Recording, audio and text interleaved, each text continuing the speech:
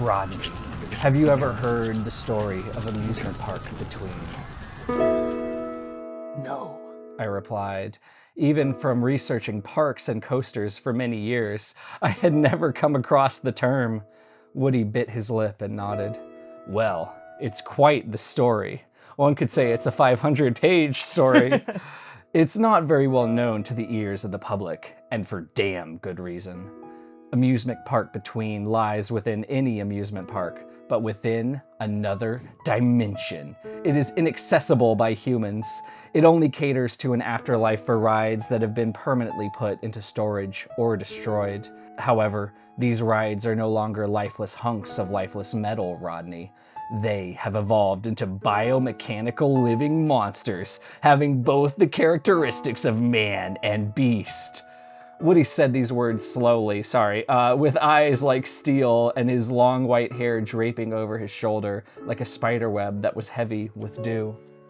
Is this a myth you park employees tell yourselves to pass the time? I smiled. Maybe Woody liked me well enough to accept me as one of the park's own. Could this be a strange initiation? However, the engineer's eyes hardened further at my query. No. This is much more than a story, Rodney, especially for you and me.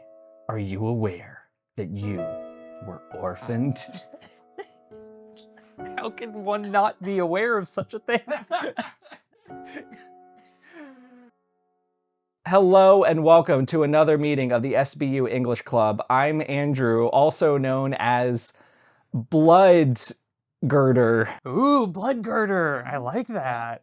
And I'm Jay, also known as Blossom Wheel. Blossom Wheel? Yeah, I got flowers on my shirt. Okay, so you're like a kiddie ride. Sure, yeah. Those are the only roller coasters I ever liked anyways.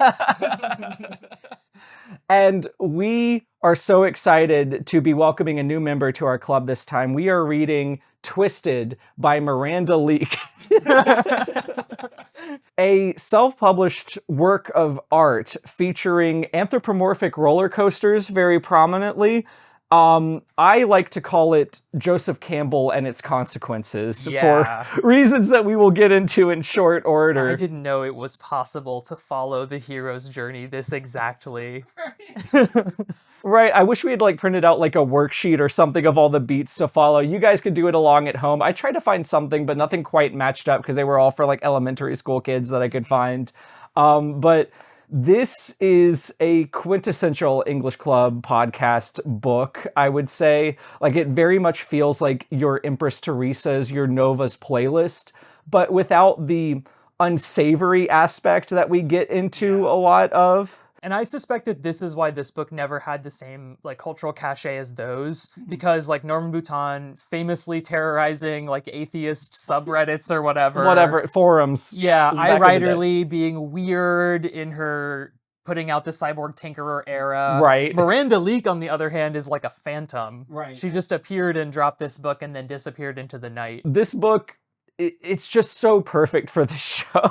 It's where we're focused on a critique group style framing, because there's a lot to go through with this. A lot of choices were made that maybe not match the cover of the book. You would say you should never judge a book by its cover, I would think. I would consider this book a sequence of promises that then are fulfilled in the most technical way. It's only a technical fulfillment of the promise. Right. This book was brought to us and heavily pitched to us. The listener. And to you, yeah.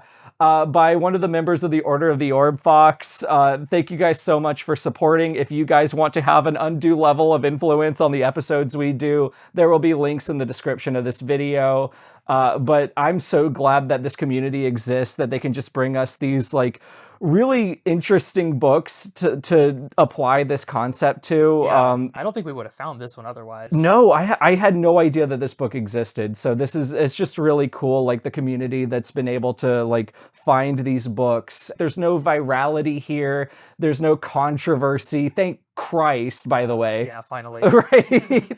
But at the same time, it's just so nice to be back in this phase. Yeah. So if you're the last living super fan of a book, a self-published book no less, from the 2010s, and you want to make sure that we know that that book exists and have a chance of reading it, then, I don't know, drop us a like, drop us a subscribe. Either way, hang out with us for this meeting, because this is going to be a roller coaster ride. I'm so glad we burned that one early. Oh my god.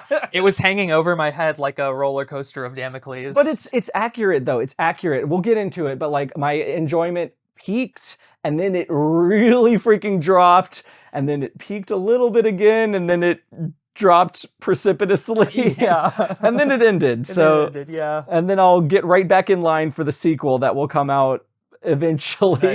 Allegedly. Allegedly. So yeah, glad you guys are hanging out, and we'll get right into it.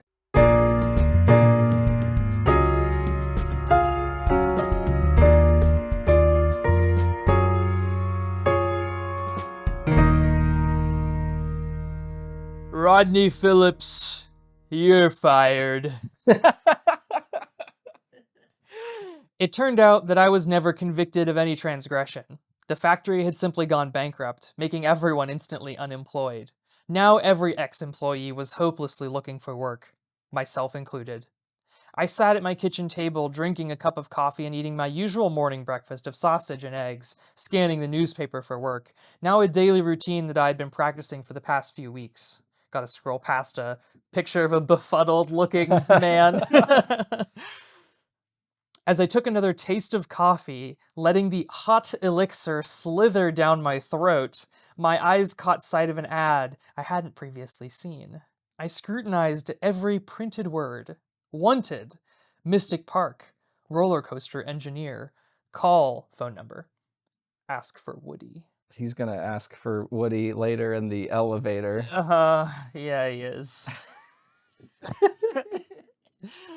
I know what I was saying earlier, but let's just judge a book by its cover for a second. Like, I'll show a picture on the screen or whatever if I'm not too lazy to do it. But you look at this, and what do you think? Take a second, listener, viewer, club member, just to imagine what this book is about.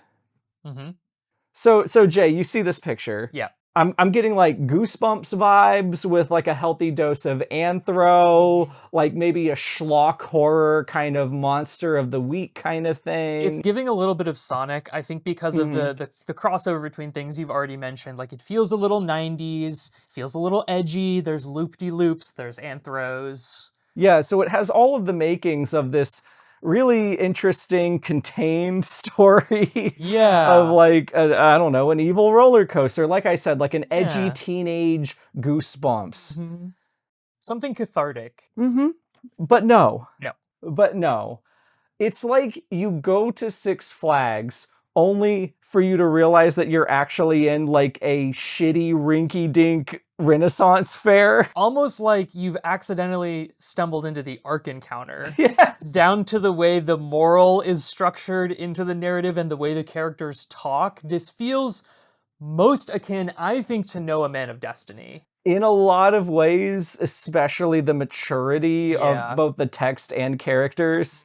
Yeah, that's a really good pull. Without there is the religious aspect to it. I can't even say that. Yeah. So anyways. It's very buttoned up is what we're saying. Right, yeah. Very buttoned up. It's like, it really feels, as you're starting this book, we'll get into the summary, but just, it's like your friend is telling you this hilarious joke, and you're laughing, and you're laughing, and you're laughing, and then your friend says, and then they go to Middle Earth, Allegazia, whatever the name of the country is in Wheel of Time, and they do that for 400 pages, and you laugh even harder. And then you realize, as they go on and on and on, that they're not kidding. They're not kidding. None of this is a joke. No. This is actually a medieval high fantasy story where anthropomorphic roller coasters hit each other with swords and fulfill prophecies and reenact the entirety of Joseph Campbell's hero's journey. Beat for agonizing beat. Yes. So our book actually opens on the beginnings of this series of short chapters. Usually they're, if not a sentence, then a paragraph. These are terrible. They're vague and evil ramblings that are just very vague the first time you read them. I'm going to go ahead and spoil this. This is absolutely just Rodney's perspective in book 2. There's this whole thing about why did I take that job in chapter 1 or whatever. I will not summarize them unless Jay mentions it. They're not in my summary at all because, Okay. like, since they only exist seemingly to build up something into book 2, a book that does not and will never exist, Right. they're really not worth mentioning. They're really not, but just know every now and then there's an unnamed he who says something evil about blood and Prison. eating and prison and all this just stuff. So that's where we start. We then transition to Rodney Squarely. Rodney Phillips is our protagonist. He has just been fired from his job at the cake factory.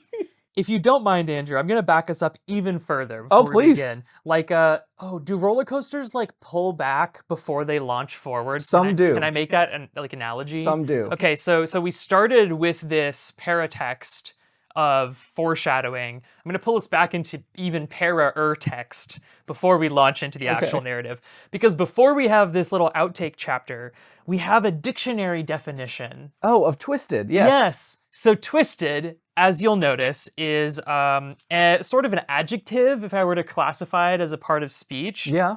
And yet the definitions that we get are both verbs. Well, it's a past tense verb, Jay. Come on. Oh, because it has been twisted. Yes, has been I twisted. see. Okay, I was reading it as twisted the adjective. Like, it is twisted in the sense that, like, the character is twisted into something. No, Okay, no. but you think he has in the past been. Been twisted. Right. This makes a bad first impression if it's not a verb, because then there's like a total mismatch. But also, do these definitions really add anything to the text? So let me read them. Twisted. 1, to turn so as to face in another direction. 2, to alter the normal aspect of, contort. Well, 2 definitely 2 applies. definitely. 1 kind of means when you turn to face amusement park between. Oh, Think I about that, see. Jay. Okay, I'll chew on that. Anyway, please take us away into the actual plot. Well, okay, so let's run down Rodney Phillips for a second. He's a little bit rough around the edges. They say about 5 million times. Yep. He likes to wear shirts with skulls on them. And other hardcore iconography. Right, he has tattoos and also piercings on his like what do you call this, an eyebrow? Yeah. And I think lips. He has piercings, so he's just a rough dude. He spends most of his time at the local bar with his friends Sly and Buddy, and if you do not remember those names by the end of the summary, don't worry, because I also did not. You'll live to regret it, just like we both did. Yeah. It's very much like a not my home kind of small town vibe. There's the one bar that all of the townies go to. I think Sly and or Buddy was a former coworker of his, or at least the like factory, and at they the all cake got fired, factory. yeah. Right. So he also has this girlfriend, Claire Weinstead. More on her later. Mm-hmm. Scanning the newspaper for job postings, Rodney comes across this posting for Mystic Park's new roller coaster engineer position. Yes.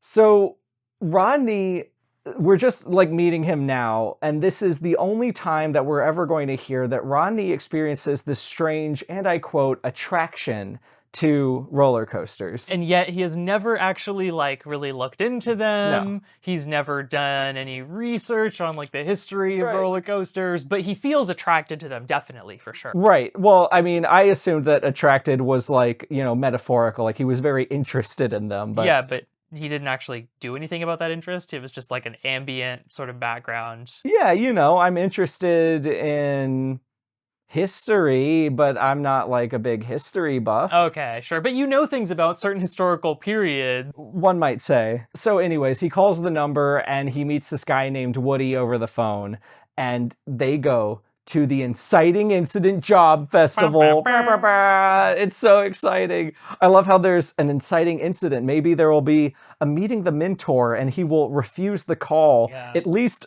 twice, maybe thrice. Maybe even. And then He will cross the threshold. Print the worksheet out. You guys know what I'm talking about. Yeah, you know the one.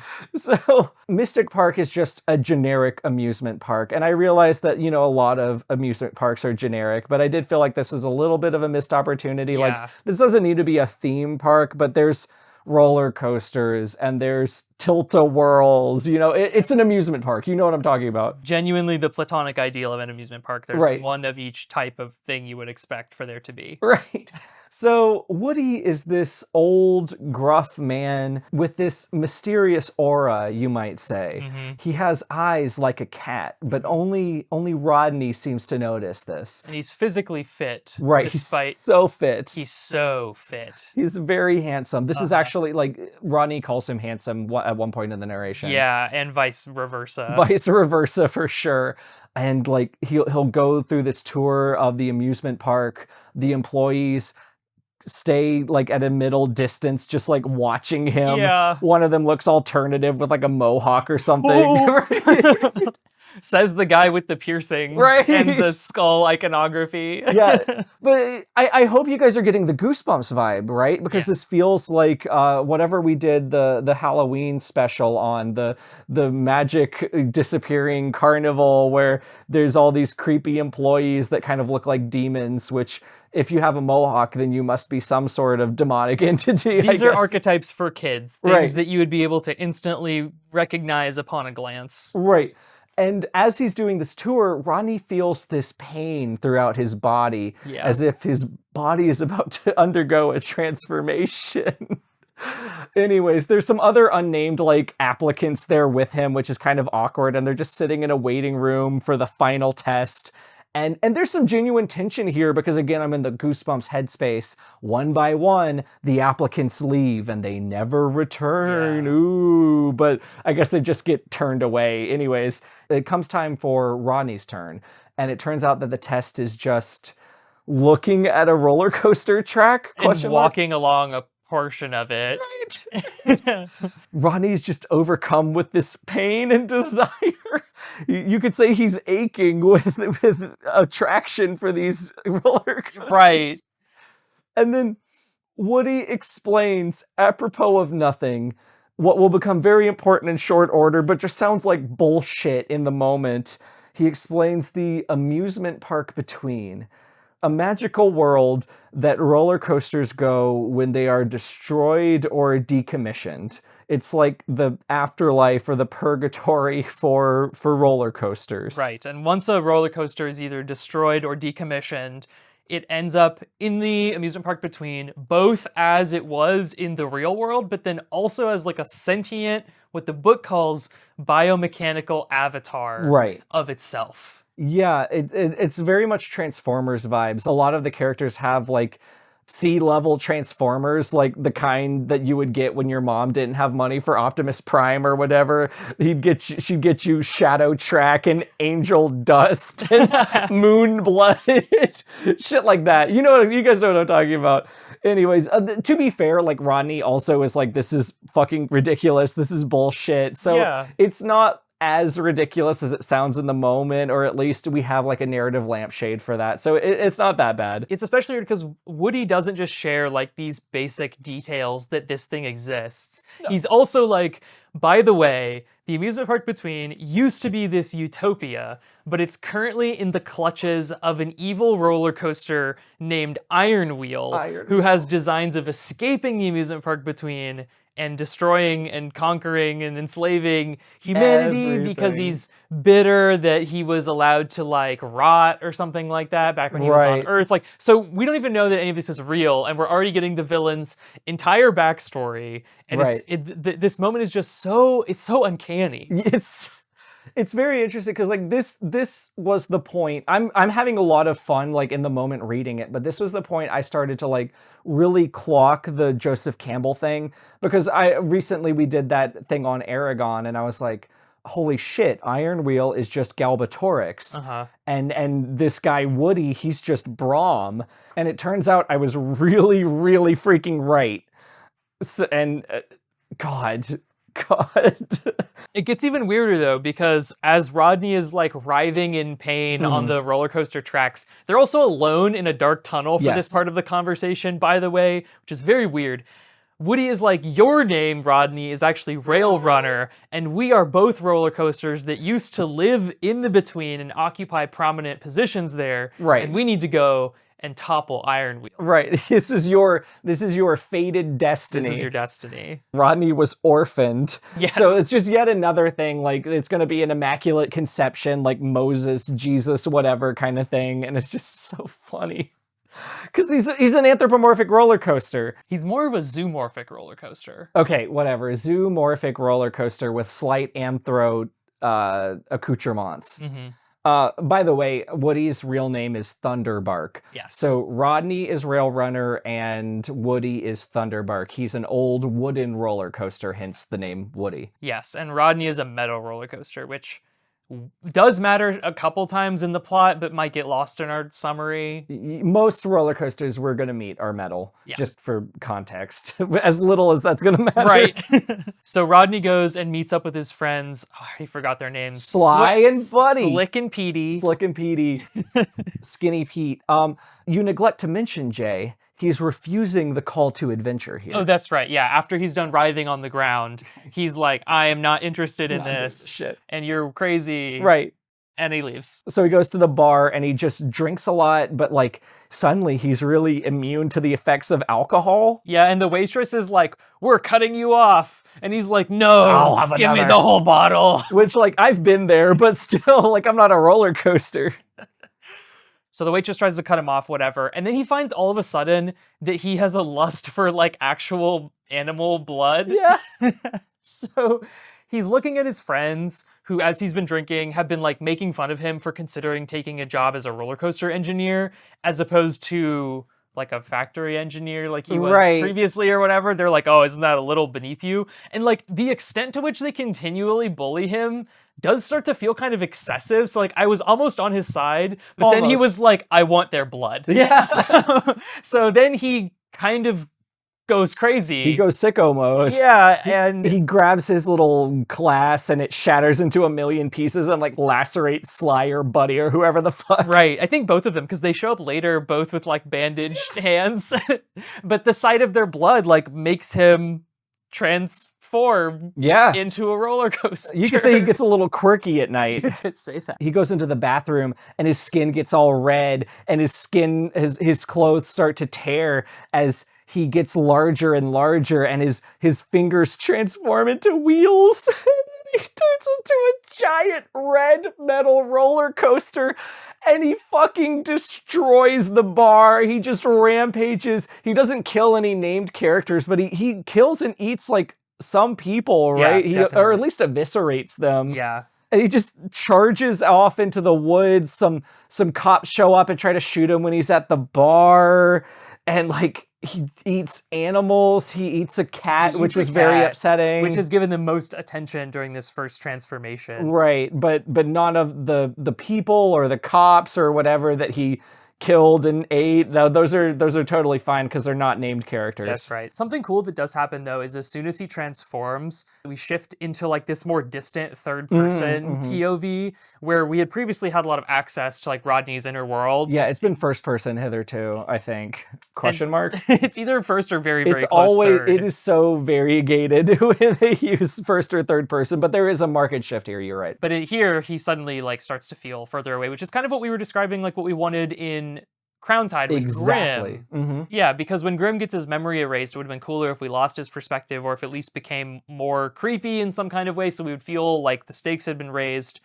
So it is neat that they do that here. Like that shows a real attention to the techniques Yes. of fiction writing. It does. There's a lot of attention to techniques and not a level of interest in composition Yeah. that I think kind of defines most of this book. That's a good way of putting it. So rampage, rampage, rampage, you can kind of fill it in your head. Again, with the like edgy teenagers goosebumps, there's blood and guts, and I love the taste of blood and guts kind of shit. Anyways. There's a detective named Detective Black that gets assigned to the case. He'll Yes. pop up here and there. He's gonna die eventually. Spoilers! But he doesn't have like an arc or anything. No. Like he's just there and then he dies. Yeah, I really thought he was going to be like the villain, like the Yeah. primary villain, at least for the first part, but no. Rodney eventually just wakes up in his home thinking that it was all a dream, but then he notices that roller coasters gave him abs. Like he wakes up I like was gonna just say fucking that. ripped. Fuck you.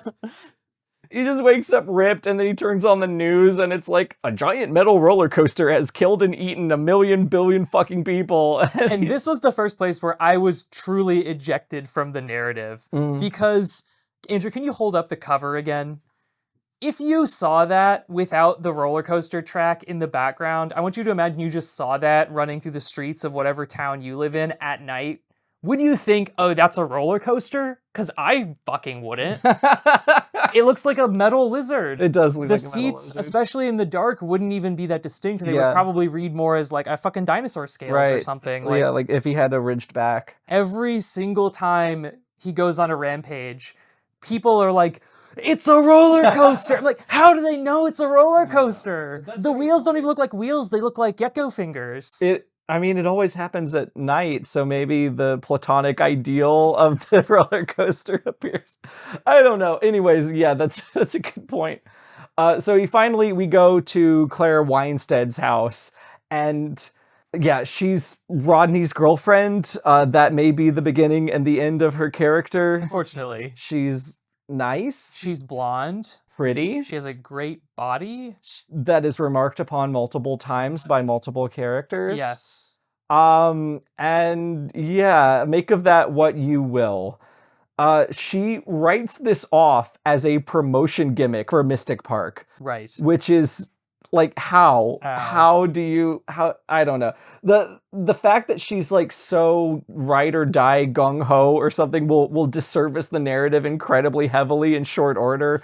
And this is just kind of like the first whiff of that disconnect. Headstrong. There's a character trait. Okay. There you go. Maybe you could retool this without fundamentally changing her character, but God, is it very flat here. Yeah, she feels even more shell-like Yeah. than other characters. Yeah.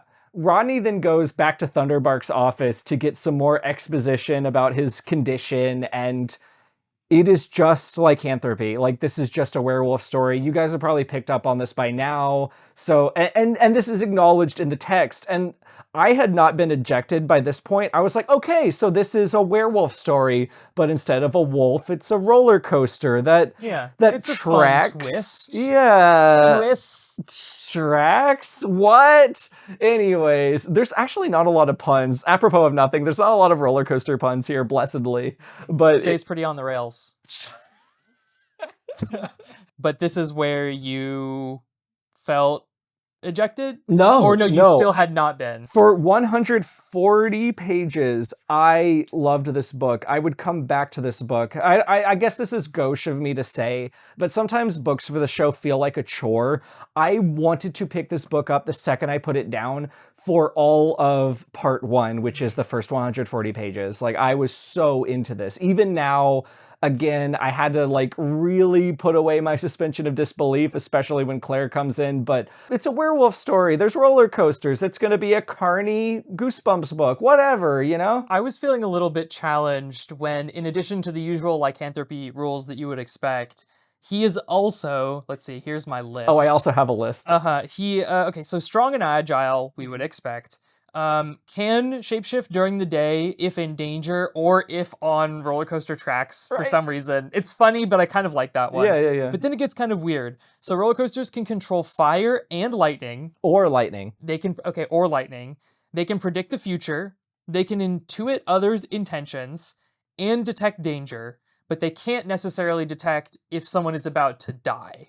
Yes, they can predict everything but death. Except Rodney's going to get that power later, so the fact that they go out of their way to clarify that they can't, I think is just a cheap way to make it feel cooler when he gets the ability to do so. Whatever. Yeah, there's a lot of buried leads here. Oh, and they also don't have genitals. Right. This is very, very important. It's very important that they don't have genitals. To that point, like, we kind of know what to expect from DeviantArt cultural osmosis, what to expect from a anthropomorphic roller coaster, and the conspicuous absence of sex, bar a couple of very notable instances, is almost more pointed. It's an overcorrection, I might say. Right.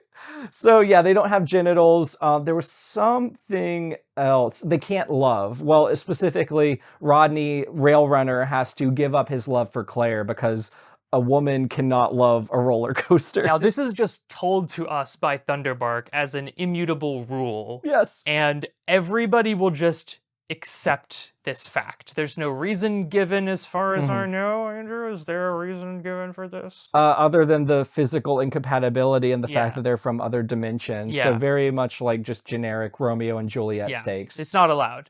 Everyone will just accept this, which we'll talk about in more detail later. But they're also venomous. They're also venomous. Shit, I forgot all about that. And they're supposedly more intelligent when they're in their roller coaster form as opposed to their human form.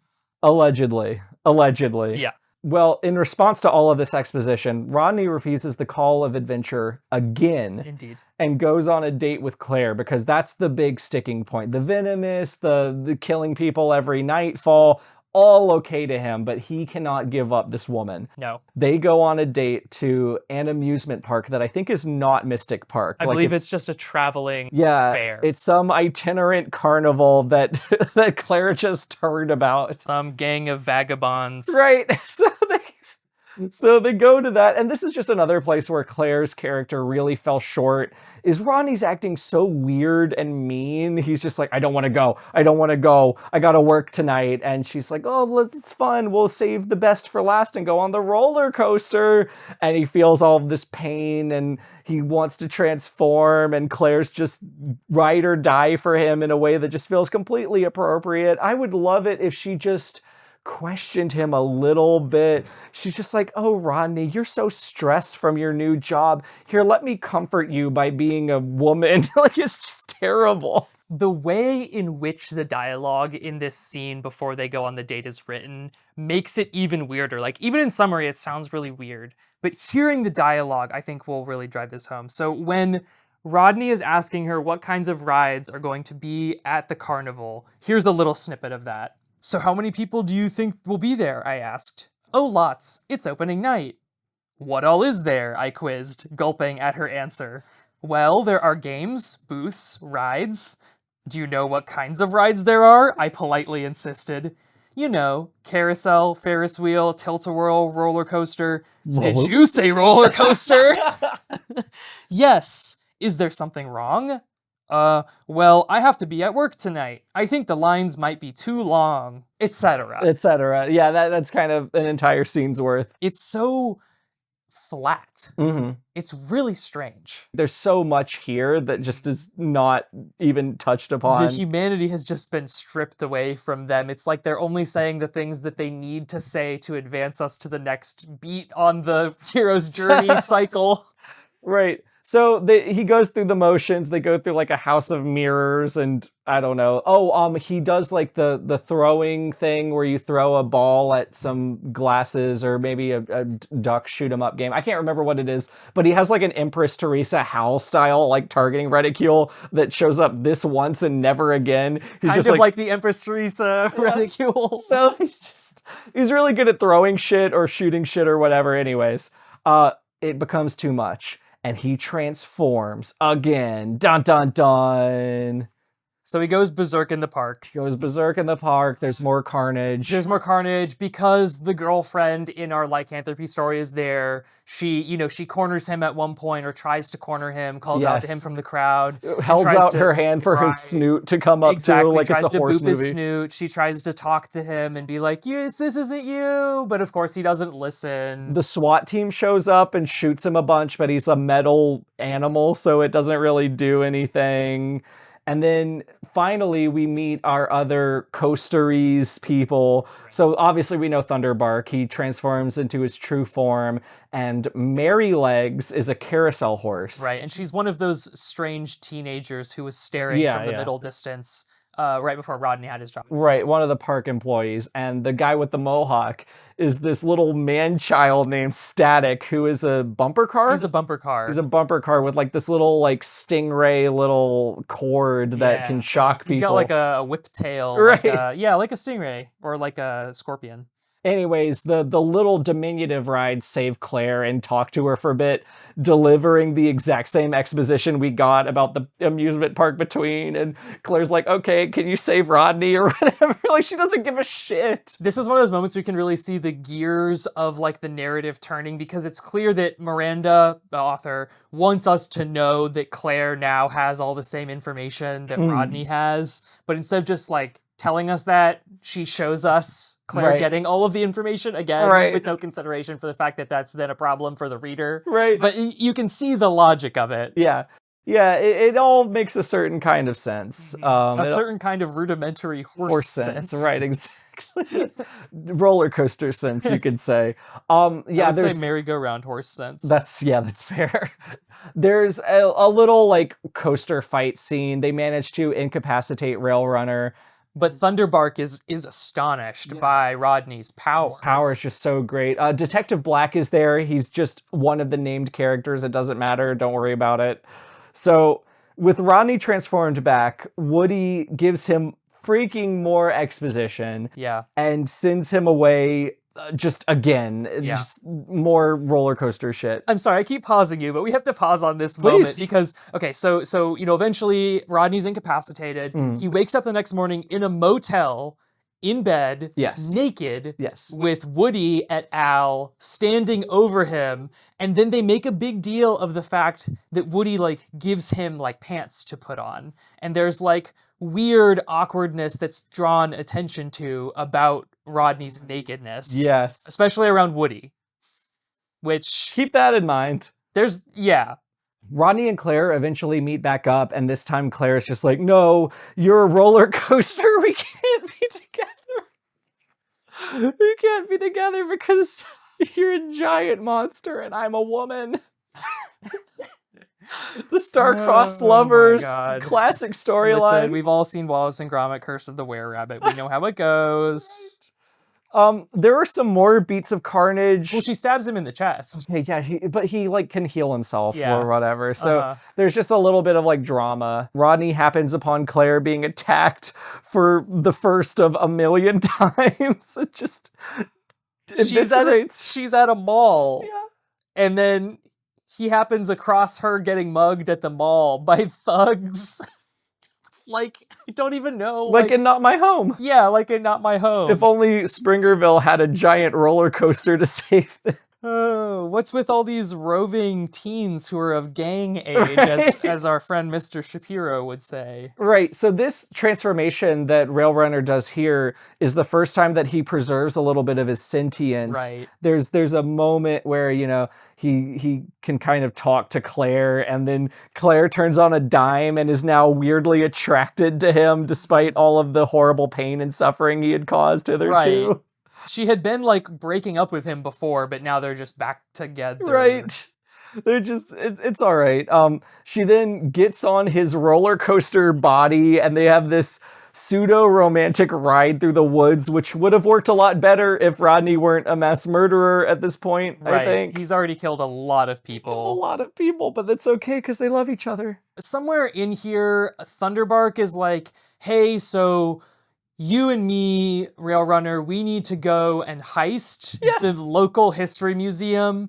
And Rodney's like, I don't want to do that because unlike museums at other small towns, the Huntersville History Museum is actually interesting and I would feel bad about robbing them. But Thunderbark manages to talk him into it because they need to recover some kind of necklace that the archaeologists and historians at the museum think is anomalous because it doesn't correspond to any human civilization. But that Right. is, of course, because it's from the amusement park between. Right, it's the Augura. Yes, it is.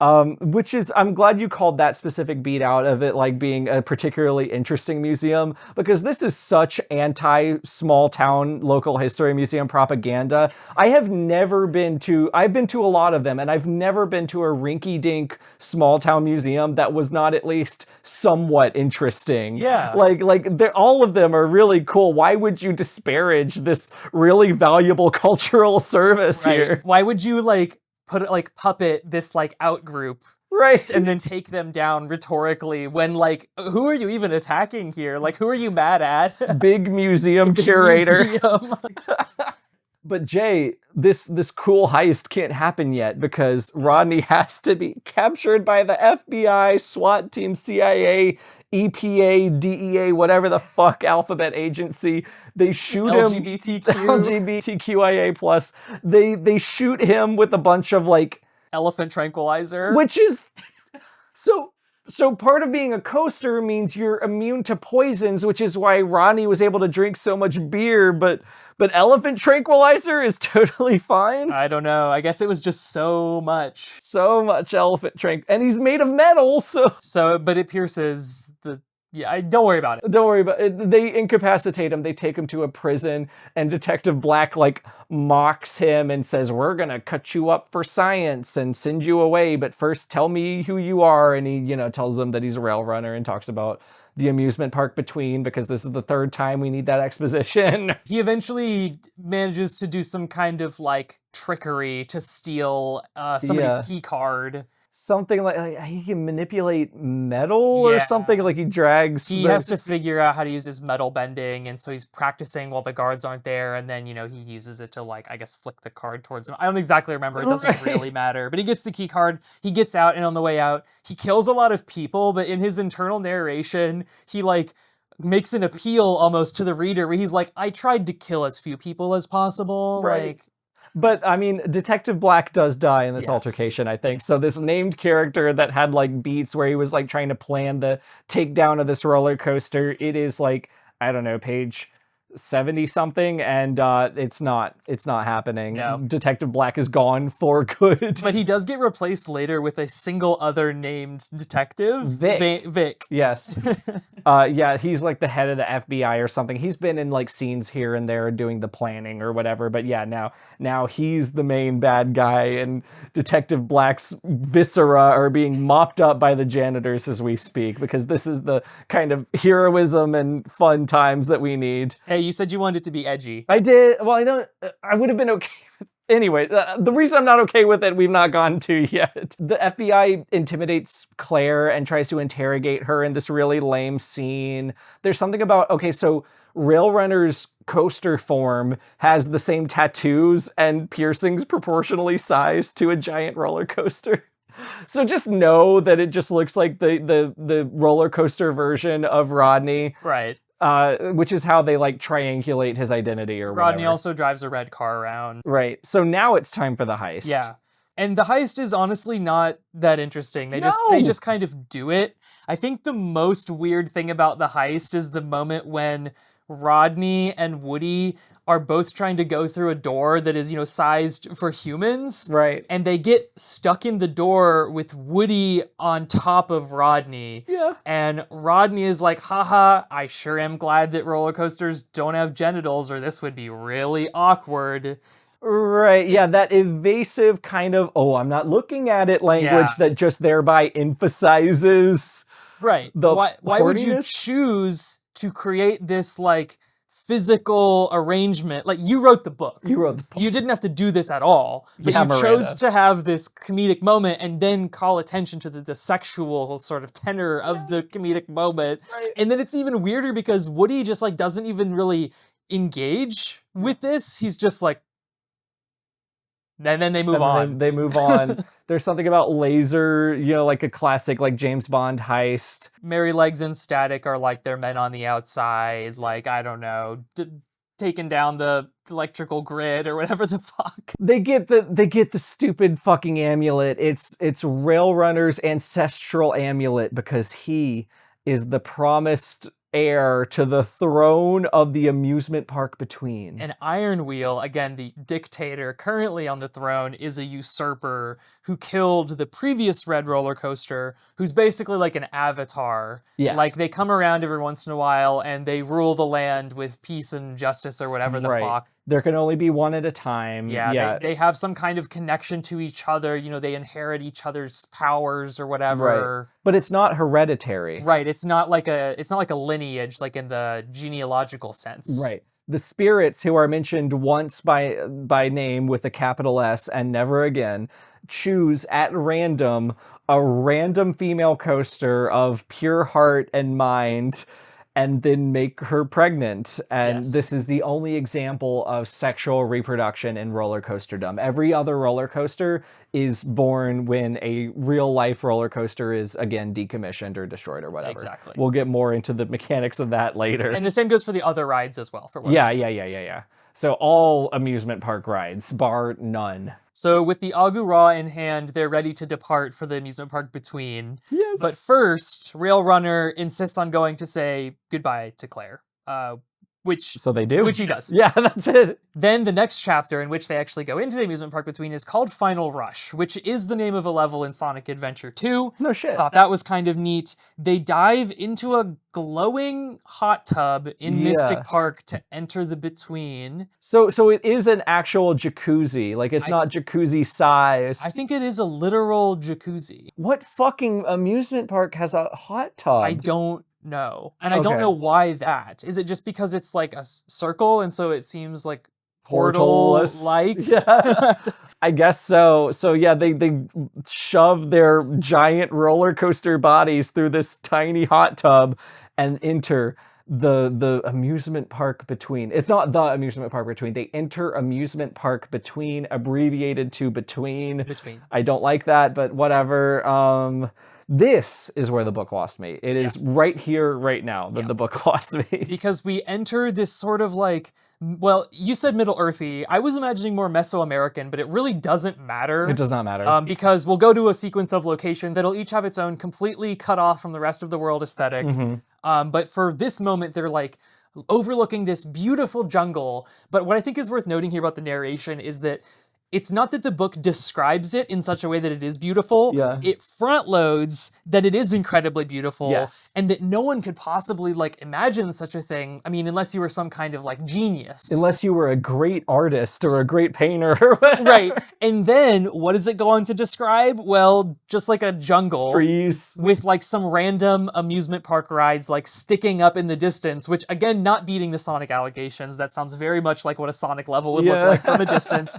And then there's like a bunch of random colorful animals that we soon learn are like decommissioned or thrown away prizes. Yes. That then when they die, they become creatures in the between. Who are then hunted for sport by the roller coaster ride population. They'll be referred to generally as rides to encompass carousels and tilt-a-whirls or whatever the hell. Yeah. The narrative comes to a screeching halt here, and then just becomes a paint by the numbers. Again, I'm going to say Aragon as the point of reference here, but it's Star Wars Episode 4. It's the hero's journey. They go from place to place, doing generic high fantasy things, swinging swords, entering literal swords, entering bodily fights, finding treasures, getting in trouble in bars. And it's just like, I mean, you guys were here for the summary, right? Like, you know what started this, and then I tell you that, like, it sounds like I'm joking. It sounds like a joke, but it's such a betrayal of the premise. It's like this. It's like, I don't know, it really beggars belief. It beggars belief. Okay, so they start out in the Morbinzen Swamp. Yeah. Where they meet another carousel horse, so not Merrylegs. So Merrylegs Static and Thunderbark and Rail Runner are our core little hobbits that are running around. And yes, Moonhoof is this just witch who lives out in a swamp who Yeah. exists solely to dispense exposition and supplies. Which is so weird because that's already what Thunderbark does. So I don't know why we needed to go to a separate character, except that I guess the structure of the hero's journey demanded it. Right, this is Yoda or whoever. And Yeah. she gives Railrunner this book called the Viradagashi. Yes. Okay. I forgot to look up what that means. I wanted to as well. It feels like it might be an allusion to something. Yeah, definitely. We'll have other places where the names are definitely allusions, but if you know what Viradagashi might refer to, let us know in the comments. Let us know about Agura while you're at it. I also forgot to look that one up. That one's almost definitely like Egyptian inspired. Oh, absolutely, absolutely. But there's not a lot of other Egyptian stuff here, so it does feel misplaced, but so does everything else. I think this is also where we learn what the core distinction is between roller coasters that were decommissioned after their natural lifespan as, roller coasters in the human world is up. Yes. Versus those that were just destroyed. Yes, this is where we learn that. So the ones that are peacefully decommissioned after they live out their usefulness, they get to come to the amusement park between as like the sentient rides that we have known thus far.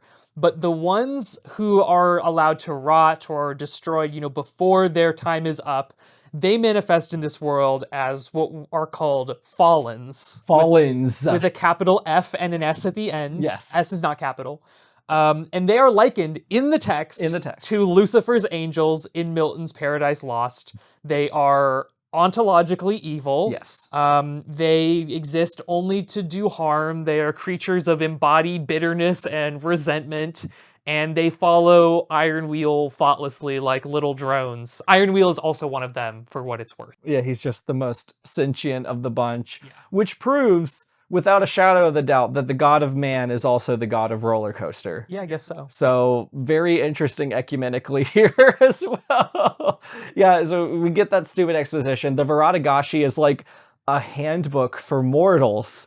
It just contains all the knowledge ever, and Railrunner will just read this to learn every language ever, which I don't know if it just encompasses like coaster languages or also like real human languages, but he learns every language ever and a bunch of other exposition that he'll just dump as is relevant. He's carrying the flame for Tuki de la Creme. And they also get a vial of liquid revival, which if you need an explanation for that, I am so sorry. Go play a TTRPG or something. Right. Or read Light Lark. Or read Light Lark. And that's pretty much it. Yeah. I think there's been 9 other red roller coasters. I don't remember all of their names. One of them's name is Moonblood, and another one's name is Fire Track or whatever. They all have some kind of nod to the red. Right, whether it's like associatively or literally. Yeah, Moonblood, I think, is the most recent one. Yeah, I think so. So the one that Iron Wheel killed personally. Right. So now that they've, gotten all the information they need from the vending machine and they've had their little meeting the other mentor plot beat, they embark to their next destination. Which is the Temple of the Red. Which lies under the Achterbahn River. Yes. Achterbahn, for those blessed not to know, is the German word for roller coaster. So I wonder if Viradagashi is just the word for roller coaster in some language. And Agura, of course, is roller coaster in ancient Egyptian. So I don't know. Maybe not. To get there, they have to pass through the village of Trenzon, which is probably French for... Probably. I don't know what Trenzon means, but anyways. They have to stock up on some more provisions. So immediately ignoring Thunderbark's advice that, they have to stay incognito because not everyone knows that there's a new Red reborn or whatever. Yeah. Railrunner goes straight to the bar and immediately reveals his identity and gets free drinks. It's just so stupid. Okay, also he's wearing a cloak. Yeah. The narrative is like, you have to wear this cloak at all times, because if people know you're a red, then Iron Wheel will find us, come hunt us down, whatever. He'll send the coaster wraiths or whatever.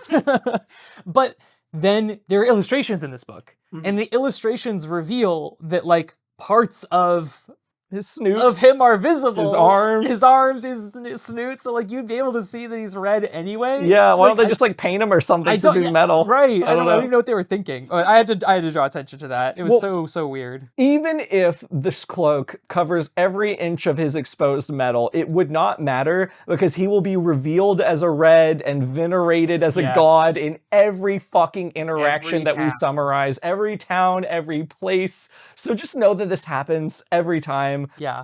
They immediately just prostrate themselves before him, you know, towns full of people.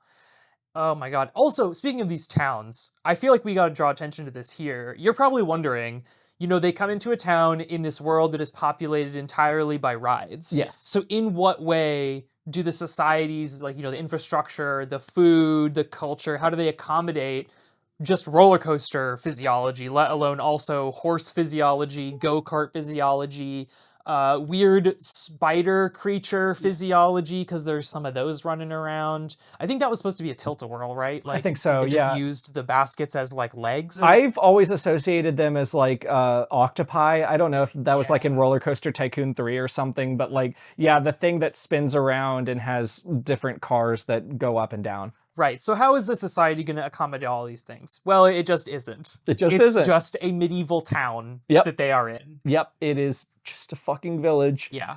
Yeah, so all of this bar thing is just a pretense for us to get our first Fallen fight. This guy is a go-kart, which is probably the least intimidating.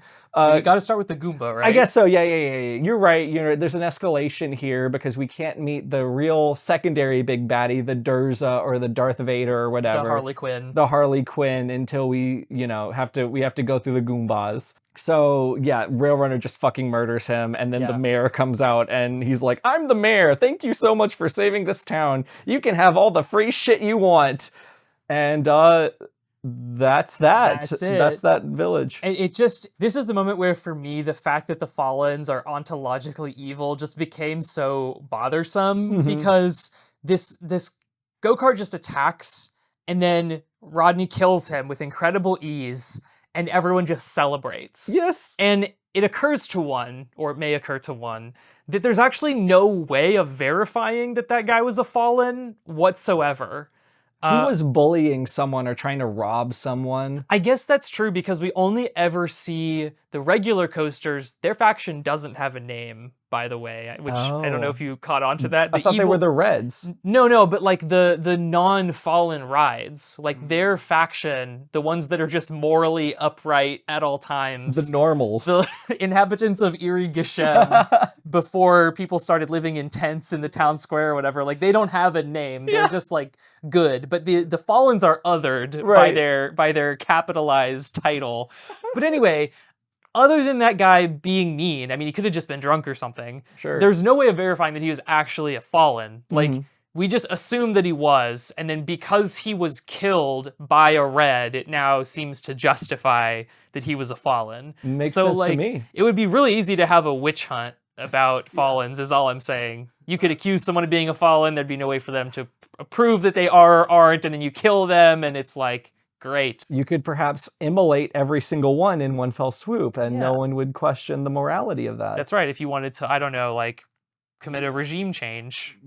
One could hope. We get the stupid spirit exposition after this, and there's something else you should know. Rodney's mom's name was Angel Trek because he was divinely created through Immaculate Conception. Yeah. And Angel Trek gave baby Railrunner in a basket to Thunderbark. Yes. And then Thunderbark escaped into Earth before Iron Wheel could find him and put him in a real human orphanage. That's right. And Angel Track was meanwhile killed by Freak Show. Yeah. Who is like a fallen roller coaster, second in command to Iron Wheel. She's like an amalgamation of roller coaster parts. Right. So I hope you remember all of that, because I don't really think the narrative does. No. And also Angel Track's backstory and her relationship to Thunderbark is going to get revised later. Like, Only very slightly. They're going to re-explain the whole thing as though large revisions are taking place, but only the subtlest nuances will actually be different, so I don't think we'll re-explain it, but I want to mention that happens. It should come up. So they finally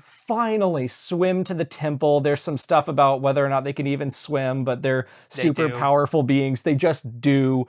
And they go to the Temple of the Red and spend diegetic weeks training. So Rail Runner, he's reading the Viradagashi a bunch and learns all the languages, learns some magic powers that will come into employ soon. Thunderbark is like persistently very infantilizing to him, treats him like an idiot the whole time. They spar with claws and swords and shit. Like, this is literally that one montage in the Aragon movie. There is a couple of pages that are missing from the Viradagashi that have been torn out by the unfortunately named Moonblood for the safety of the world or whatever, but there's some hidden knowledge that we don't know yet. Mm-hmm. Yeah, so magic exposition, training montage, magic exposition. He gets a sword. He just goes poking around in the temple, and he comes across what is confusingly named the King's Clandestine, a name that I cannot I can parse it, but like I don't think you can use clandestine as a noun. I don't think so. Maybe, I mean, I guess you can, like, literally, but I feel like being lyrically inventive, I guess. Right. Anyways, in the King's Clandestine, he finds this series of rooms with, I gotta read this. So, a bunch of statues and gold, like all the money ever, and then a magic sword.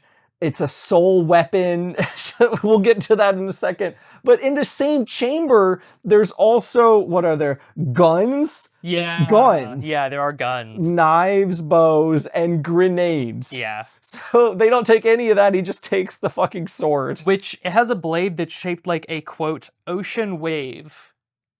So it's like a scimitar, yeah. It's a soul weapon. It's made from the bones or metal of fallen enemies, which is terribly gruesome, but it was owned by one of the Reds, maybe Moonblood or Fire Track or Hot Wheels or whatever.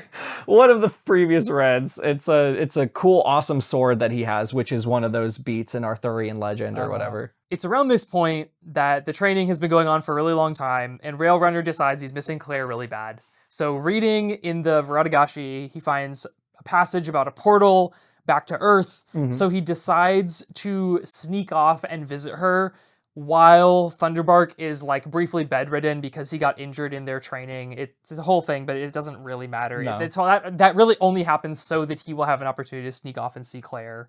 So he does. He just does. This was funny though.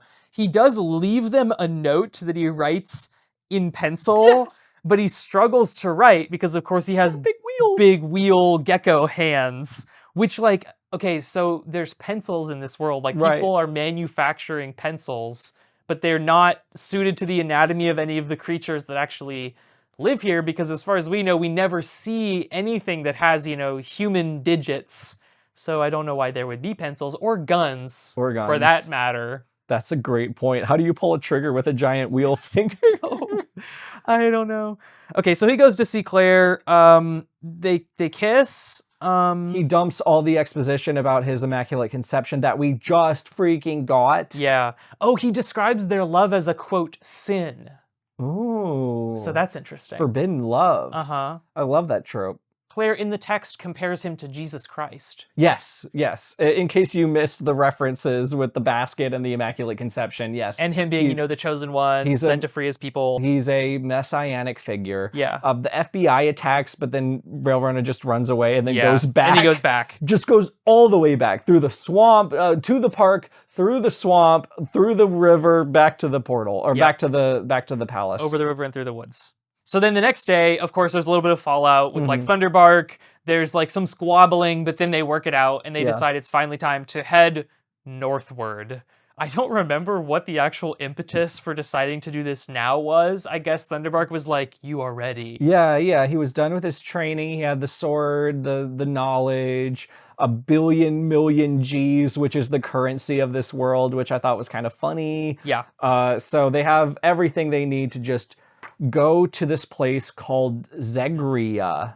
Zergia? Zenatus? Are you sure? No. I think it's Zegria. Okay. I wrote it down as a place that starts with Z. It's like a harbor town. Yeah, it's There's really full of unsavory individuals. sailors. Yeah. There's a guy who says damn all the time. Yeah, there's a guy who cusses, and Rodney is like, I don't approve of using so many swear words. Right. Meanwhile, he cusses all the time. But he says it one too many times. Yeah, so they eventually like rent a boat. The boat's cool though. Yeah. It's like a pendulum ride. Like if you've ever been on like one of those swinging things that's shaped like a Viking boat, it's like a living boat. It's got a dragon head that has some level of sentience. It seems like a lower order being somehow. Which is upsetting in its connotations, Yeah. but hey, you know, maybe it's just a lower order being. I guess so. But they get attacked by Freak Show and some river pirates because of Whoa. course they do. There's a really drawn out combat scene, and in the end, Freak Show incapacitates Rail Runner and he like falls into the water, but then his friends like immediately rescue him. So the next scene he's like waking up on the shore. Right, so that's it for Achterbahnfahren. Yeah, pretty much. Pretty much immediately after, so yeah, I don't think they wash ashore necessarily, but anyways, Rail Runner wakes up ashore. Yeah. The entire thing forgotten, and Thunderbark just walks off. Right. To hunt or read or do some old wise mentor shit. But he's immediately attacked and captured by Freak Show. Just out of nowhere. Yeah, well, not out of nowhere, because she was already there, but like, why would you wander off? I don't know. Why was she on land and like just sort of roving? Like it didn't seem like she was looking for them in particular. It was more like she accidentally happened upon Thunderbark or maybe vice versa. Right. And so she and some plane rides like capture Thunderbark, and Rodney tries to save him, but in the end he fails. He fails, and now Thunderbark is gone for good. Oh no. Oh, bummer. What follows is one of those short chapters, and this is the only one I'm going to mention because I can quote it right here, right now. It's called Declaration, and it just reads, "My life is damned to hell." Like an entire page of this book is dedicated to that single sentence. And I just think it's funny. Like, your life, not you, your life is damned. And to hell. To hell, yeah. Where else is one damned to? As opposed to being damned to, I don't know, Lightlark. So, a couple of things could be happening to Thunderbark right now. There's a lot of tension here. They could just up and kill him, but they probably wouldn't because he's a very valuable hostage. There's a place called Zjor, Z-J-O-R, that is mentioned and is just not a place. And then there's the castle prison, and they just assume it's the latter. They never think about the former two, and they're just correct. But it's brought up, so I thought I'd mention it. So they decide that they're gonna head for Iron Wheel's castle next, right? Like they might as well. Well, you would think. You think. They go to Zegria, which is just every medieval fantasy that you've ever seen. It has cobblestone paths and buildings. And just, yeah, kind of, you were hinting at this already. Imagine your beloved mentor, the most powerful person in your party, has been incapacitated and captured.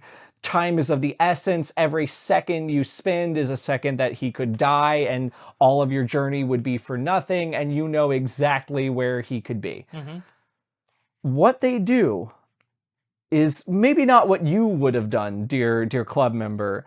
They decide that they're going to get a job. Yeah, they're going to enter the tournament arc because they lost all their money in the river pirate raid. I was going to ask because, like, I'm sure I missed something. Was it the river pirate raid? Yeah. Okay. Or they had combinations spent and lost all of their money.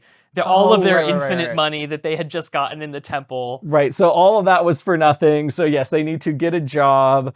This just results in a reckless fight pit montage. Rail Runner fights a bunch of things in a gauntlet. And then there's a big boss who's the spider octopus thing, and it seems like Rodney's going to lose, but then the Agu Ra glows and he goes fucking Super Saiyan. Yay. And the novel goes out of its way to treat this like it's some kind of moral victory, because there's a scene before the fight where Rosrail, the spider thing, like taunts Rodney, but also like opens up to him and is like, hey, like Loki, this is my entire life. Like I don't have anything other than this. if I were to be toppled from my position as champion, like it would probably be the end of everything that I love. But also he's like kind of smug about it. And so Yeah. Rodney's like, I'm going to teach him a lesson in humility. And this arrogance that Rodney displays is vindicated by the narrative because he wins and he lays Rosrael low. Yes. And everyone's like, yay, that's what was supposed to happen. Oh, and his cloak comes off again, and then they realize They that like bow he's before him. Yes, and then Rosrael apologizes ex post facto for ever daring to oppose him. Yeah. So yeah, that's interesting. It's the moral failure of defying someone who is literally ordained by God to be better than you. He is above your station. Which is it's so sad. It's really sad to see that worldview expressed in this. But they get enough money to carry on, so all's well that ends well. That's right. Their next destination is a place called Xanadu. This is what I was thinking of. And this is the one place in all of the weird names that Rodney, Railrunner, I keep calling him Rodney because I pictured the little creepy man in my head. This is the one place that Railrunner specifically calls out as being the weird name, which is very funny to me. Because it's like the one that's recognizable. Right, the most recognizable name of all of these, unless you speak German, I guess, Yeah. is Xanadus. But it's an ironic name because Xanadus is no paradise. Right. In fact, it's in the hands of the Fallens. Funnily enough, it's actually a false cognate. Because Xanadus is a costerese. That is the literal actual word that they use in this book. It is a costerese word for place of peace. But place of peace it is not, Jay. Indeed not. It's like a shitty Victorian town. Yeah, it's Oliver Twistville. Everyone that lives there is Oliver Twist. Unless they're a Fallen, in which place they delight in the filth. Because Correct. again, they're just evil, so they're happy that the sewers are overflowing. They're Right. happy to rob people and smash windows and shit. Whatever. And they end up in the home of like this one tailor who's like a sweet lady who's not evil. And Ash-Soot. Ash-Soot. She's like, oh, but I've got, the cloak of a former red coaster. Let me Moonblood. give it to you. This is like a moment where you get to embody the former red, and it happens just in time for Freak Show to show up and Yes. like do a weekly inspection on the town and make sure that nobody is harboring Railrunner, which of course Whoa, one of them they is. are. Oh my god. And she like smells Railrunner scent on Ash-Soot and Yeah. fucking murders and this kills fuck- her. It's terrible, but then, there's more, roller coaster fights. There's a long, long fight, and at the end of this one, Freak Show gets thrown off of a cliff, and she's presumed dead. Presumed dead. But we Railrunner don't- gets bitten as well. Yeah, but we don't have habeas corpus on that one. Correct. No habeas corpus, so you know what that means. The poison, or the venom, rather, I should say, is what knocks him out after he throws Freak Show off of the cliff. Yes. This time he wakes up in the hands of the Resistance, capital R. Whoa. They are hiding out in this crypt. I believe it's Moonblood's crypt. Probably. It's a crypt, and it also contains zufälligerweise the grave of one of the Reds. Right. It's the home of the Rebel Alliance, Yeah. or the Varden, if you're following us to Farthendur. Yeah, and I'm not. But they're in this crypt. They recruit Railrunner and also immediately make him like their leader because he is like genetically predisposed to lead, which is very divergent of them. Did you mention that they were in the modern hospital? No. With IVs and like beeping machines and shit. Because that's worth noting. Yeah, that is Just- worth noting. We go from a medieval Victorian whatever village to a modern hospital. Somewhere in here, Railrunner's been having these nightmares also about Claire being killed in a fight with Iron Wheel, which disturbs him because they're scary, but also confuses him because, roller coasters, they can see the future, but they can't tell when someone's going to die. Right. So it's like, why am I having these dreams, which usually should be prophetic, but they're about something I shouldn't be able to foresee? And it's around here also that he learns, like, oh no, Moonblood had this special exemption to that power, and you, Railrunner, have now inherited that Right. exemption somehow. So now the general of the Rebel Alliance, Yeah. Railrunner has to come up with a plan to besiege Iron Wheel's castle. Yeah. And they just do. They just do it. They just do. There's some infiltration. Railrunner dresses up as one of the guards or the warden or whatever. Yeah. They kill some guards and he kills some guys, and as their bodies are falling to the floor, not yet cold, he's like, "You're fired." Which is another thing that happened in the Aragon movie. So I'm not saying this for no reason. When did Aragon come out? Book or movie or both? 2004 or something like that. Okay, so Not impossible. Not impossible, but it's such a generic story. Both stories are so generic that one can't really ascribe like a direct connection. It's just the fact that they draw very clearly from the same sources in terms of structure. The same quote-unquote myth. Right, the myth. Allegedly myth. They press a giant button that frees all the prisoners. And this part bothered me so much because all the prisoners, they're good coasters, of course, right? Because the villains would only imprison the like ontologically good coasters. Right, because they are ontologically evil. That's right. And there's no way of verifying either of those things in either direction, but everybody just seems to have this figured out, I guess. Yes. So they free them all, and then they all immediately join the resistance. No questions asked, no training required, because they're ready now to just like storm the castle. Right, and storm the castle, the army of Iron Wheel is called out, and looking over, he's at some weird vantage. Railrunner is looking down at the city as it's being burned, and all of this crazy fight is happening, and it looks like all hope is lost. And then the Augu Ra begins to glow, and every single member of Iron Wheel's army, every single member is immolated in a giant fire. Yeah. They all die. They all die. Only the bad ones. Right. But they all die. Yay! Yeah, the good ones, they're passed over by the Angel of Death. It's very simple, Andrew. Right. It just depends on whether you smeared lamb's blood on the roller coaster before you put it in the trash compactor. It just depends on if you were arbitrarily chosen by the deity. Right. So, I mean, yeah, whatever. It's like Star Wars rules where you can indiscriminately kill bad guys. I get that in the moment, but this part was just kind of weird to me. Yeah. Like, he's not even going Super Saiyan. He is literally standing there and the fire is doing the work for him. I don't know. It felt cheap. It's cruel. Yeah, cruel. But, all's well that ends well. This frees up Railrunner to go look for Thunderbark in the dungeons. Yes, and then he frees him, and in the usual fashion, the first thing that Thunderbark does is dispense yet more exposition. This is where that revision of his friendship with Angelbark comes into play, and for a minute it seems like... Sorry, Angeltrack. Angeltrack. This is where it seems like, for a moment, it's going to turn out that Thunderbark is like Railrunner's dad or something, which would make a lot of things very scary. But thankfully, that's not the case.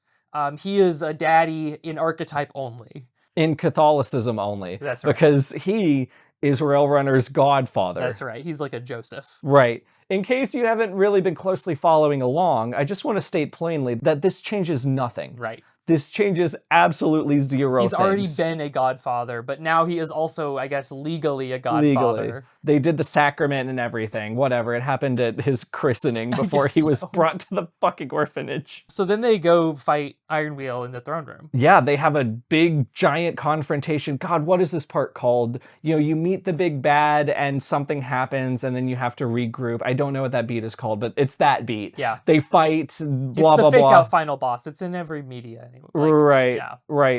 In true Age of Scorpius fashion, Railrunner produces the soul weapon from its holster and takes a swing at Iron Wheel. They literally say holster in this. And the sword shatters. I thought this was cool.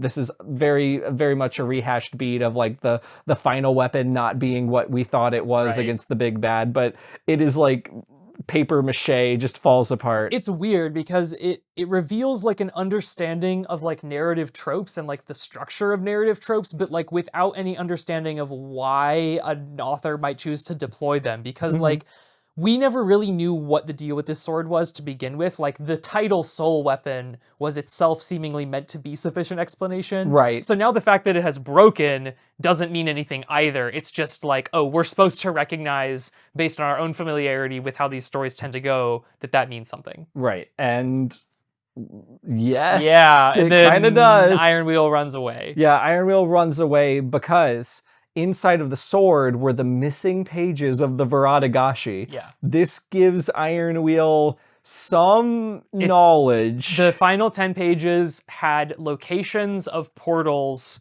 from the between That's what it is. two various points on Earth. Yes, and he's like, ooh, this one will take me right to Huntersville. And you're The just perfect place to launch my campaign. Right, and it's just like, this is where the clash comes back, because we've been in Middle Earth for all this space. Well, actually, my notes are on a different page. We've been in Middle Earth for so long that now that we're hearing about Huntersville, we don't know what state it is. I kind of want to think it's like in Alabama or something.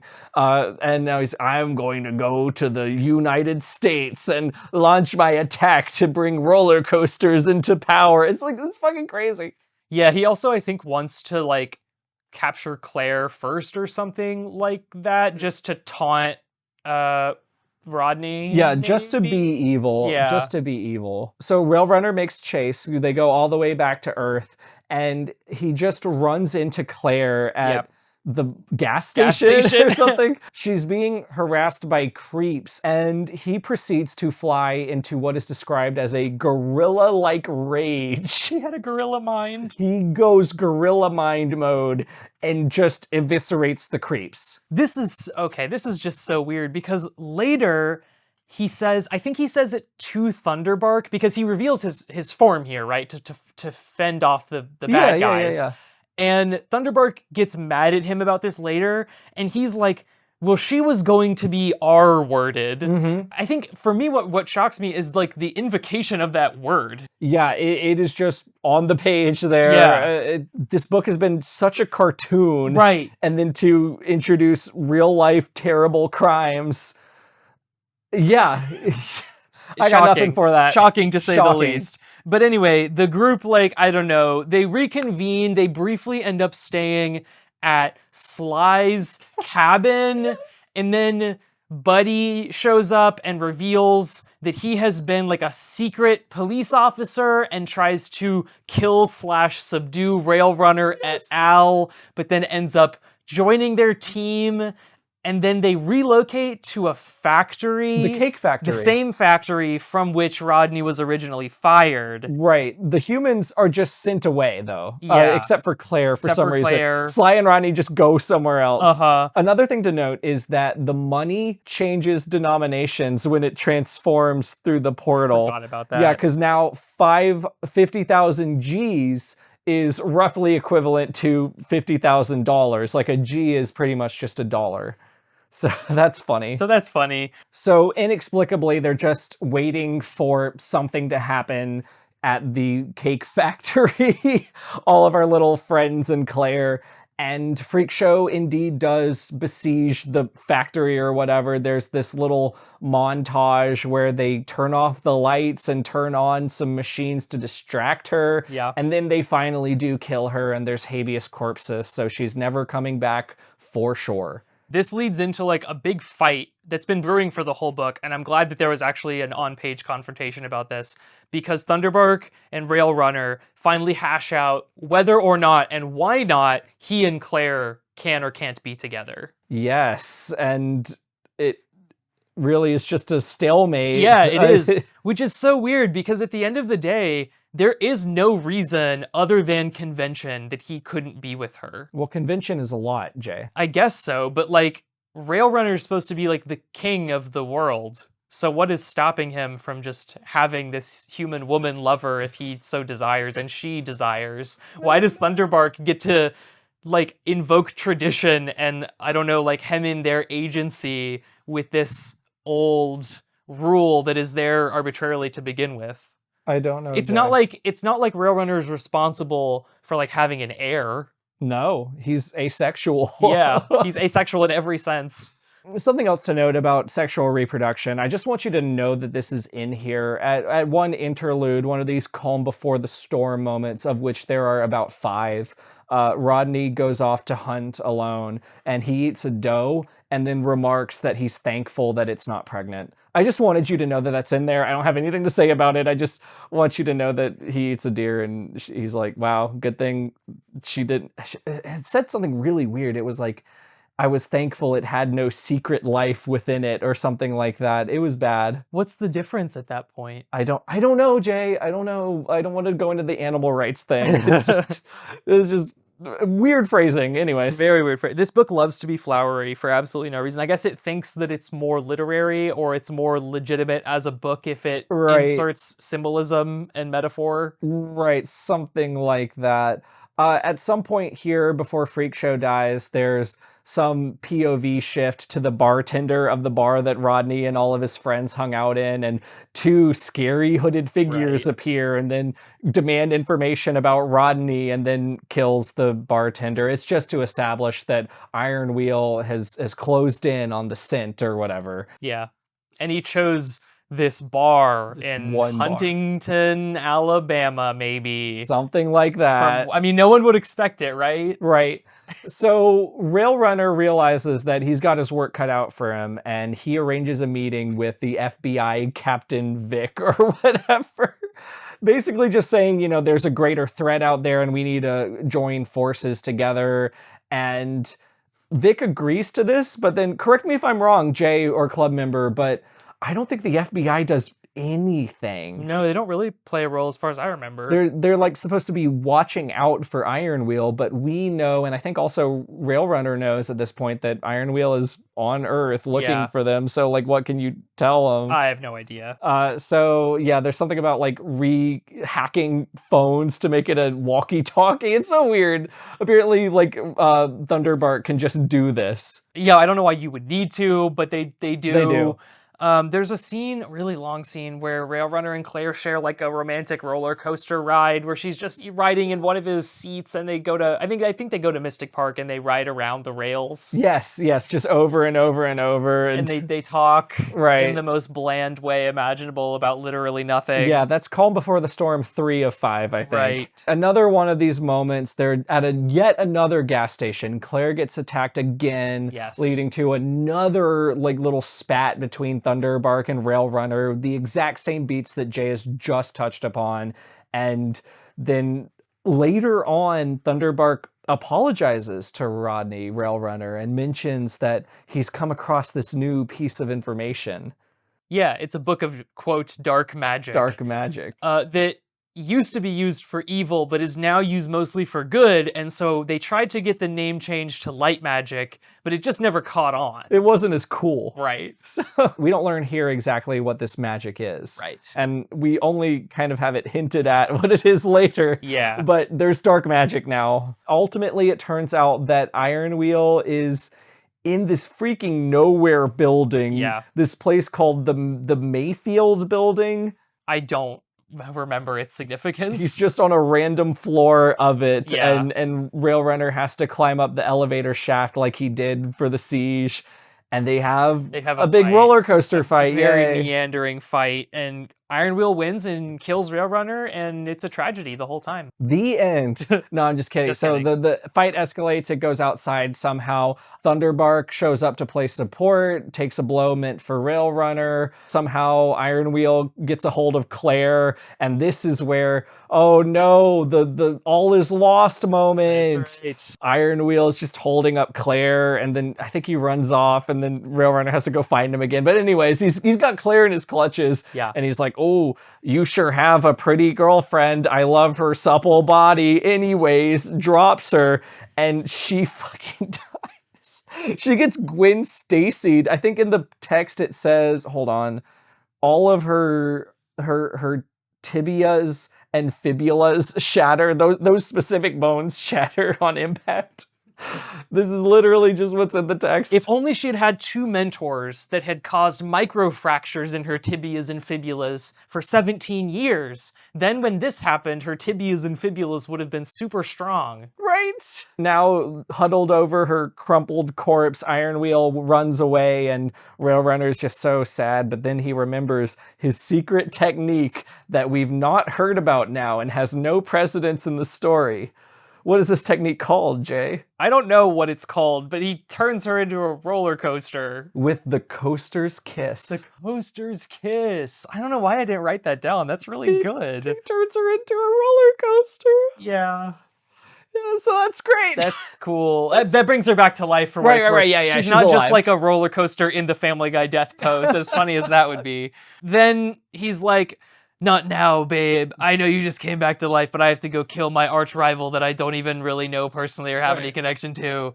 So he does. Tracks him back to Mystic Park. Yeah, they have a fight in Mystic Park. This is a cool fight, which though. It's cool that it takes place in a location that is meaningful. It's a little bit cyclical. They chase each other on the tracks. Yeah. The rail runner learns that he can bring rides to life, not like anthropomorphize them or theraphonize them, but like just metal bend, basically, kind of like what he did when he was imprisoned, and super duper kills Iron Wheel a bunch. He takes a fatal blow, but Iron Wheel also dies. And then just when it seems like our intrepid hero Rail Runner is going to die, Thunderbark shows up with the vial of revival potion, or liquid revival. It's like that non-alcoholic beer, liquid death, the opposite of liquid death. And then Rodney's okay. Now Rail Runner has his new little wife, and they give her a new name, just like the end of Cyborg Tinkerer. They do. She chooses the name Shadow Track, and which sucks. Which sucks because she's not a black roller coaster. She's like a purple a blue, dark bluish color, which raises so many questions because like.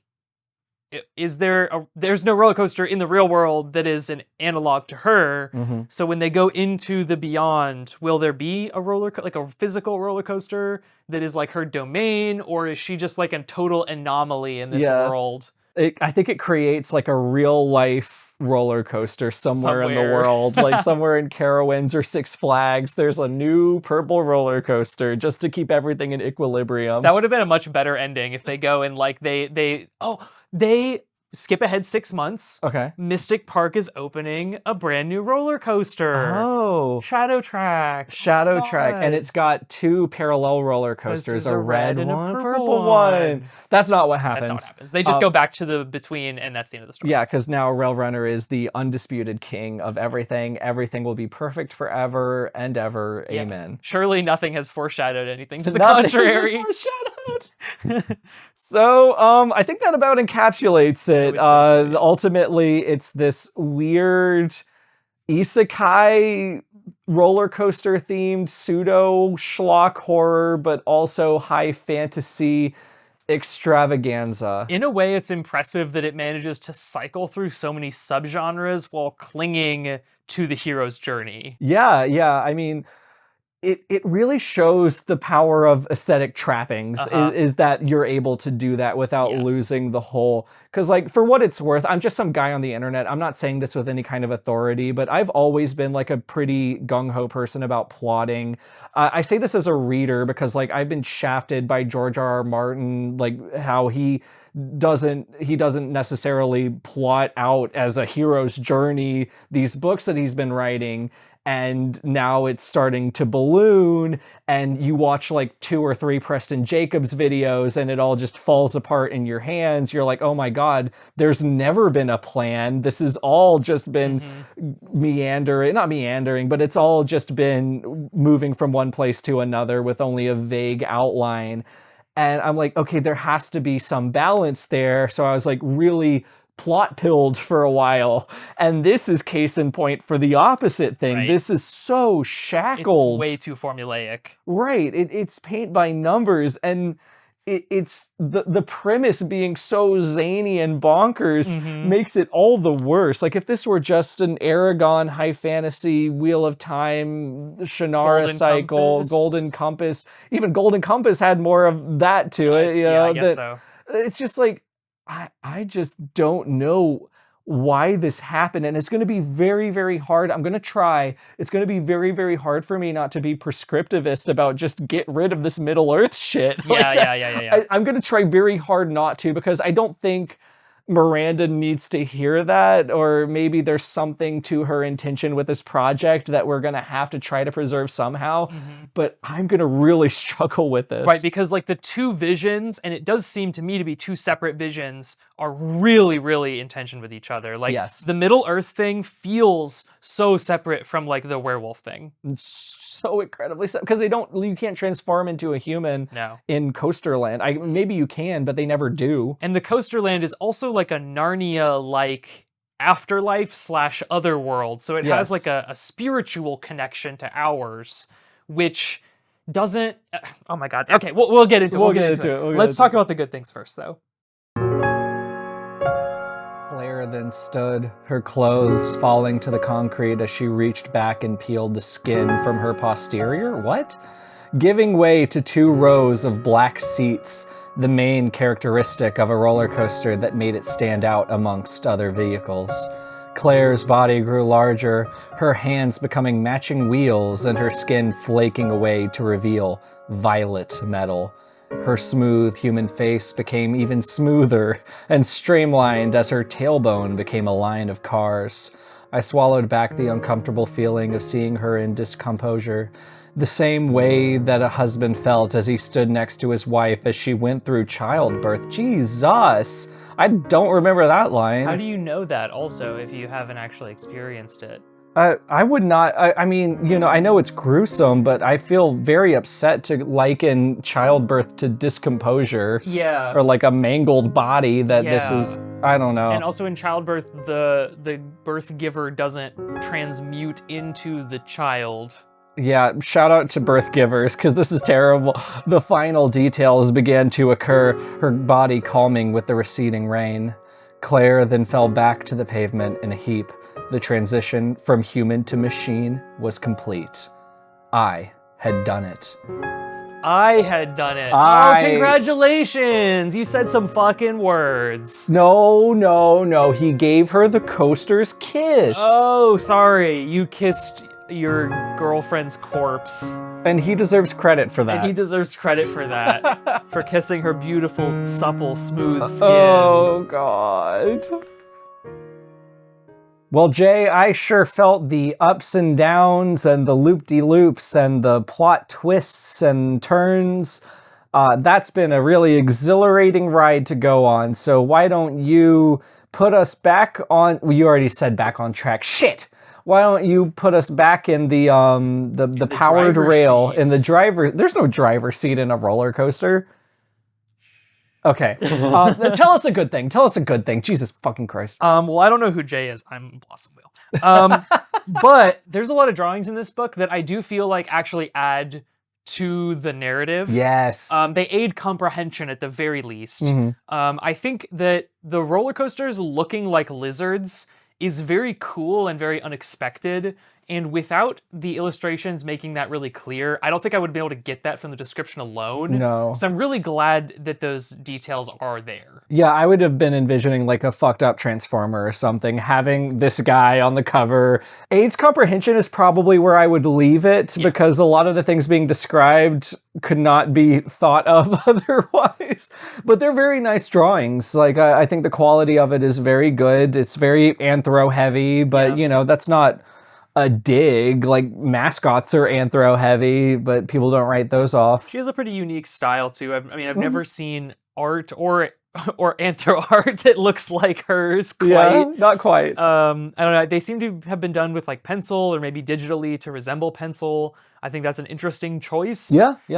I do wonder why they're not in color, given that this is a self-published book that, you know, I would have thought that at least for the ebook, they could have been in color, right? Because like there wouldn't have been printing costs associated with that. I like the it's style. fine. Yeah, I don't need to see him being red. We have this in color, so it's like, I don't know. I'm not...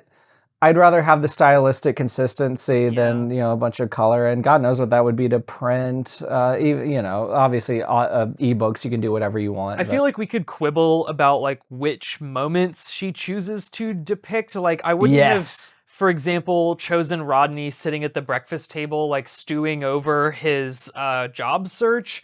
Or if I was going to choose that, I would compose the image differently to like really emphasize that he's down in the dumps. Because the picture that we get is just like this kind of front on, like he looks sort of disgruntled. Yeah. And it's like, I don't know, it's not that interesting.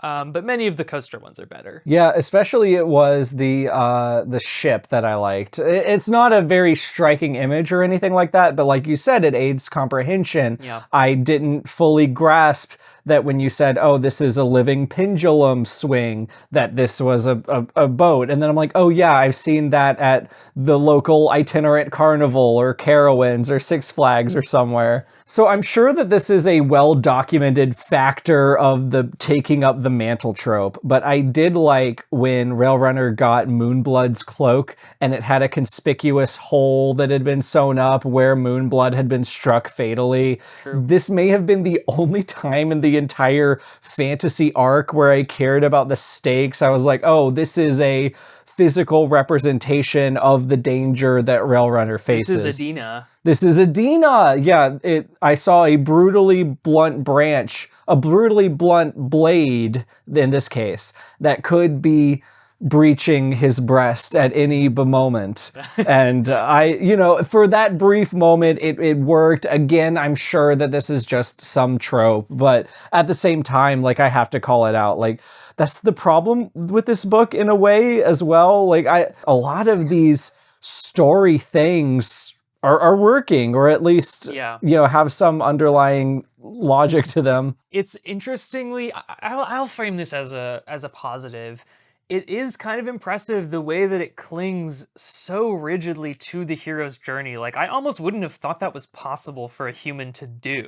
Like, I almost would have thought that any writer would have had to deviate more just in the process of writing, that things would come up that they didn't expect, that they had to account for, that would force them to abandon this template. Right. And I guess that kind of does happen at moments, but this really feels like it follows it step by step. And I don't quite know how she accomplished that. That shows a level of narrative command. Yeah. For all the malapropisms and the funny misspellings that we'll get into. Yeah. Like, there is a command of narrative here that is incredibly strong. And maybe I'll walk back what I was saying earlier about plotting. Like, this is too template-y. This is, I downloaded Google Docs, or this was in the 2010s. I downloaded an .xls file with all of the beats of a story, and then I filled them in. I was using the proprietary Snowflake Methods software that you could purchase. Yeah, you've used that before. I did, yeah. See? That was my thing. So yeah, again, like, I know that probably came off as like pretty distasteful and pretentious, but like, I'm saying this, like, there's a command of storytelling that if you were able to create your own plot structure drawing from the hero's journey, but with maybe some tweaks here and there to account for the fact that we're dealing with giant anthropomorphic roller coasters, there you could be able to leverage the strength you have with following a structure and keeping a narrative cohesive or recognizable with a more satisfying original narrative. I think this is very, very close. This is like seeing something on training wheels. Yeah, training wheels is a really good way of putting it. Because I appreciate that Miranda Leek almost certainly didn't just stumble upon this structure. Like, she almost definitely, like you said, looked something up, and then she read it, and she made an effort to understand and emulate it. Right. And somewhere in that process, there must have been some evaluation as well. Like, I can only assume that in reading probably that Joseph Campbell book, she was like, okay, I like this. This speaks to me, and I want to try to execute it myself. Right. And so there's like a degree of like curiosity and intentionality to that conceptually I can certainly appreciate. We'll have things to say about the actual execution. Right. But like the work that must have gone into it is admirable in a way, because absolutely, there's books we've read on here right now. Blood of Hercules is coming to mind, that are just like bigoted, and they're meandering, and the characters all suck. Yes. And it feels like no thought went into it at all. It just feels like somebody threw up onto a page. But this is really, really structured. So there probably was underlying scaffolding, like as if one were constructing some manner of amusement park ride that had to go into the plotting of this. So that's good. kind of to the point of your Blood of Heracles, your Lightlarks or whatever, this is kind of a protogenitor of the build by tropes thing that we see now. This is, back before there were TikToks to have tropes from, you would look up plot structures. God knows I have a million stupid, awful works in progress where I have half-baked, like, fill in the blank Joseph Campbell's hero's journey. Like, this is a very neat encapsulation of this time in a writer's life. And the good thing here is that every book that Miranda Leek makes from here on out is going to be so much better because we have the scaffolding, because we understand that this book that stories are structured traditionally a different way or a certain way.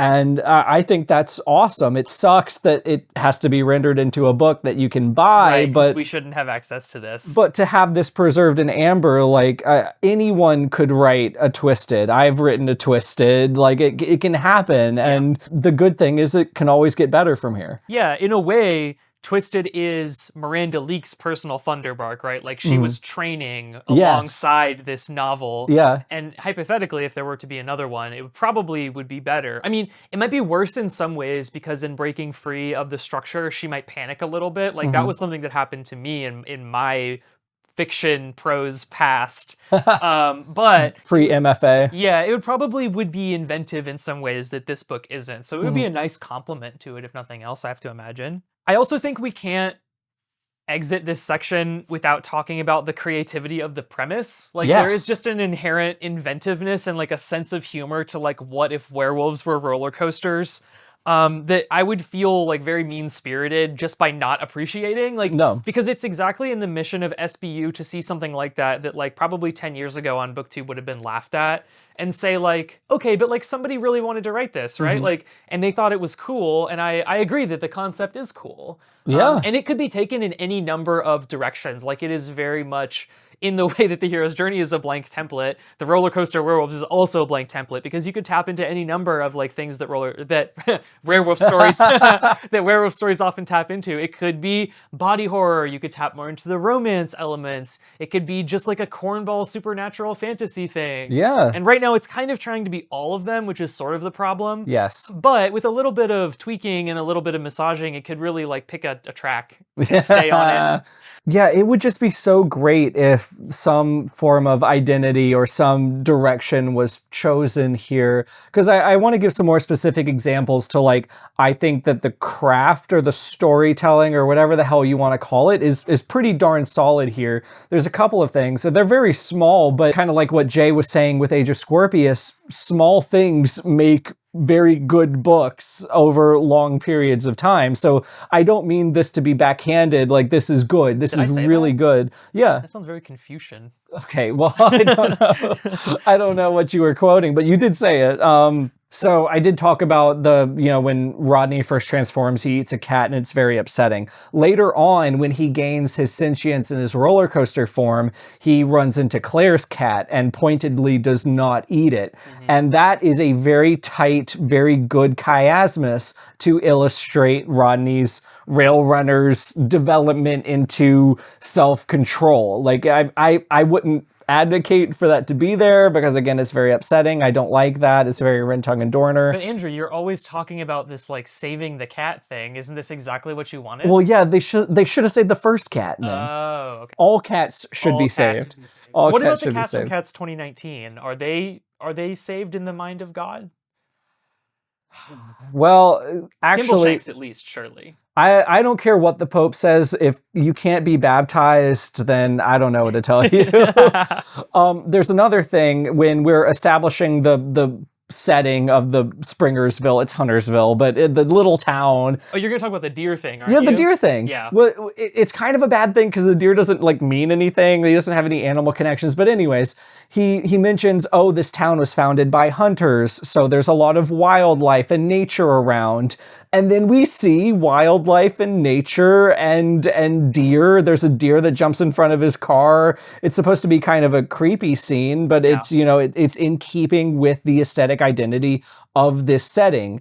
And it goes back, I keep talking about Age of Scorpius. That's something I said. I don't like saying show don't tell, because showing and telling are more powerful. You can do it in any combination. We were told that Huntersville had a lot of nature, and then we see the nature. This is a very cohesive vision for what the setting should look like. It's really more about like making a claim and then also demonstrating the claim to be true. Yeah. Exactly. It's very much the experimental novel. That PDF by Emile Zola that I keep trying to read, but I never understand. This is maybe like a personal aesthetic preference, and it's also kind of out of place, but they mention many times that there's lots of caves around Huntersville. And I like that because it reminds me of just like a lot of Appalachian horror that I have read and watched.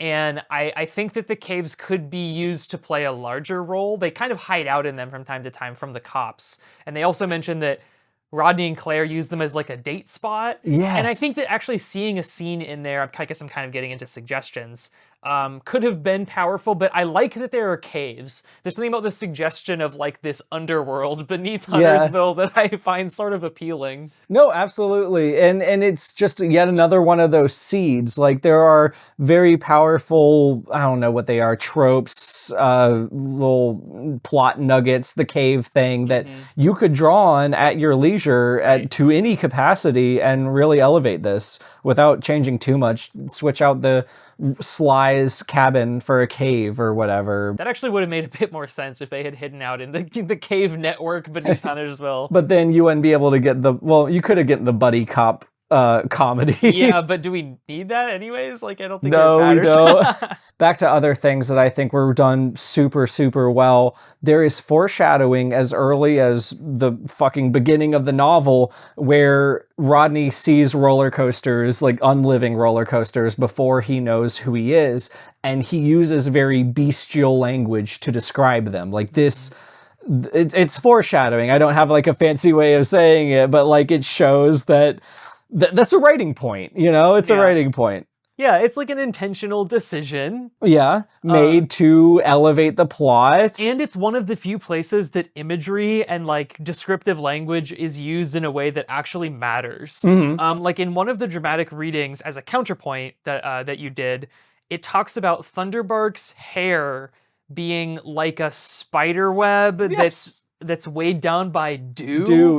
Which this book is laden like a spider web soaked with dew, with just arbitrary random images that all feel like they are meant to be symbolic. In another novel, they would be symbolic. They would coalesce into some sense of like, oh, the pastoral maybe, which I'm saying because a lot of them have to do with the natural world. Sure. Which makes sense because that's often a writer's starting point. Like the natural world is kind of fundamental to like all art because it's where all humans come from. So it's often the first place that a writer will draw images from. But there's lots and lots of those pastoral images in this novel that they don't mean anything. Like you could try to like, I don't know, create some kind of network in your brain and argue that the imagery does amount to something. But I think you would be fooling yourself if you did.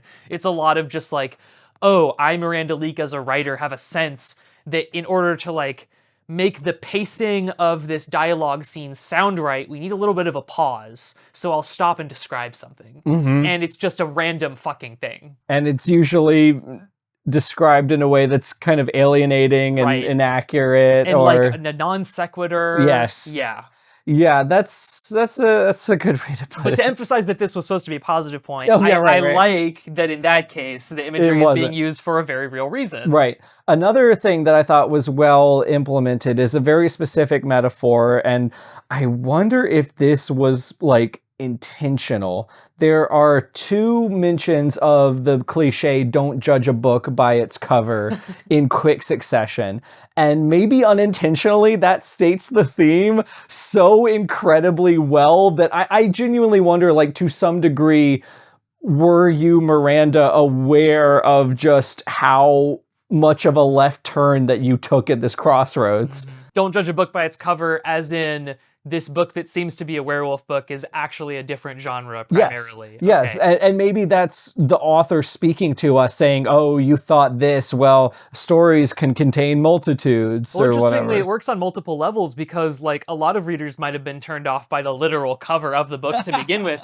So it could be kind of like a Pyrrhic plea to like, please like Please, engage please. with this. Like, I'm very serious. We were very worried offline that this book would be way hornier than SBU books tend to be. I guess we've had horny SBU books before, but like DeviantArt horny. Yeah.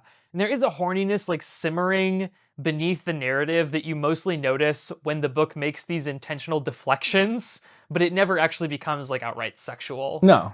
Which I would say is to its credit. Yeah, absolutely. It doesn't really need that. It helps us have the little je ne sais quoi without miring us in the abs and sculpted bodies of these sexy anthro coasters. Even that is sometimes too much. That. It can't really seem to decide how exactly it wants to navigate like Claire and Rodney's adult relationship. No.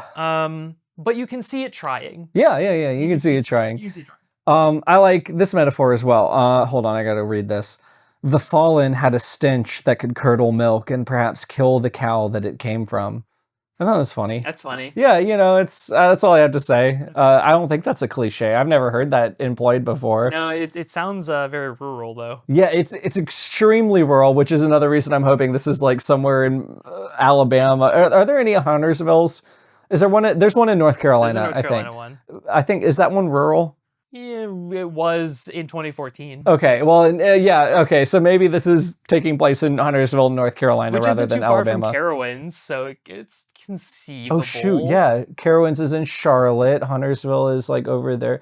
This is just Carowinds. Mystic Park is just Carowinds. Yeah. I like Carowinds, so that's a positive note. To my knowledge, Carowinds doesn't have any jacuzzis.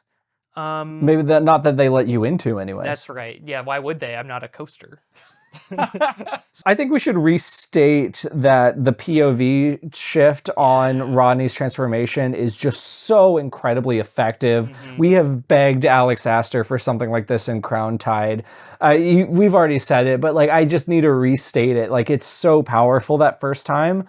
POV is later lost in terms of consistency, but at least here it felt so intentional. It was so effective in alienating us from Railrunner versus Rodney. And then when it stitched back together and the POV reacted accordingly, you still had that catharsis there. It's very mechanical in the way that you can easily reverse engineer exactly what it intended to do. Yes. And it works. Yeah. Which is such a funny tension with like the way that so many other things in the novel like don't feel like they're working. So in a way, like it kind of calls more attention to how well it itself is working. Right. I kind of wonder how much of this is just we do a show to analyze literature. Yeah. So we see the hero's journey and we're like, that's the hero's journey. I don't like it. Like how much of this to a lay reader or someone who doesn't have a stupid fucking internet show where they pretend to talk to authors, how much of this would be conspicuous? That's true, because if you don't read these kinds of things all the time, maybe you would even notice it and you would appreciate that it's doing this rote recitation of the hero's journey. Like, maybe you would even be like, oh, that's so smart.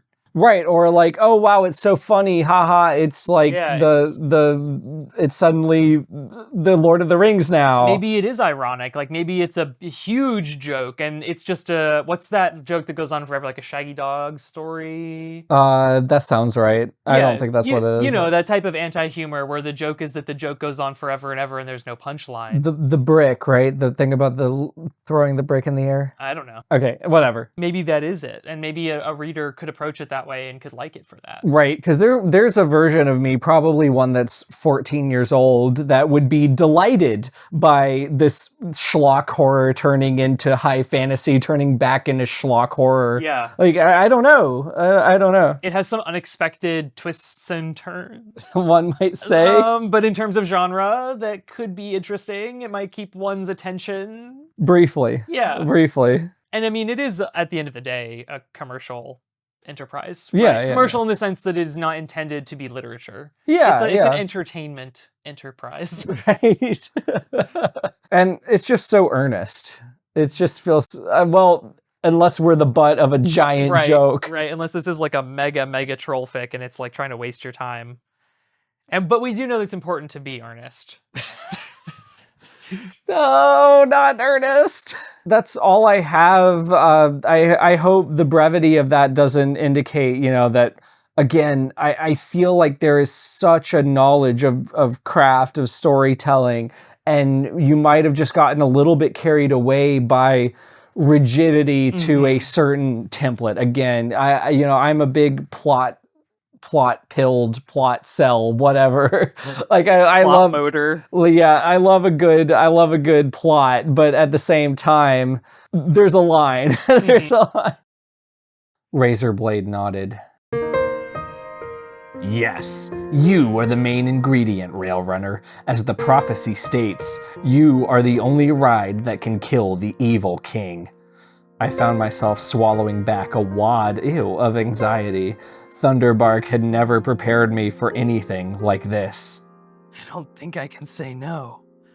Iron Wheel is my assignment. I smiled weakly, forcefully expressing bravery. I wasn't afraid to face Iron Wheel. I was more fearful of leading a bunch of innocent and good-hearted rides into an accidental death. The Navy coaster then became animated. Splendid! Of course, you will be commanding by my side. Railrunner, since our task requires 2 leaders. When you are well, we shall go over the full invasion plan. Sounds good. I replied, fighting back a yawn and responding with the only valid comeback. Razorblade stated sympathetically, "You are a young red, and I can tell you're a bit nervous, Railrunner. To reassure you, it is a proven fact that leadership is woven into your DNA and courses through your blood. You'll have no problem in succeeding, and this book will have no tension. I've got a good feeling about you." Everything has been ordained, so there's nothing to worry about. But there also is, because bad things have been ordained to happen. Thank you, John Calvin. Well, Andrew, we took on sort of a minor conflict. We faced the freak show of this episode. We had trials. The trials, yeah. With the good things section. But I think that we all know that the real Iron Wheel here, the thing that really we need to tackle, is the critiques. Because there's a lot to say. So what have you got? I want to get this out of the way. I feel like boring lists to start out my bad things has become my shtick lately. Okay, I have one too.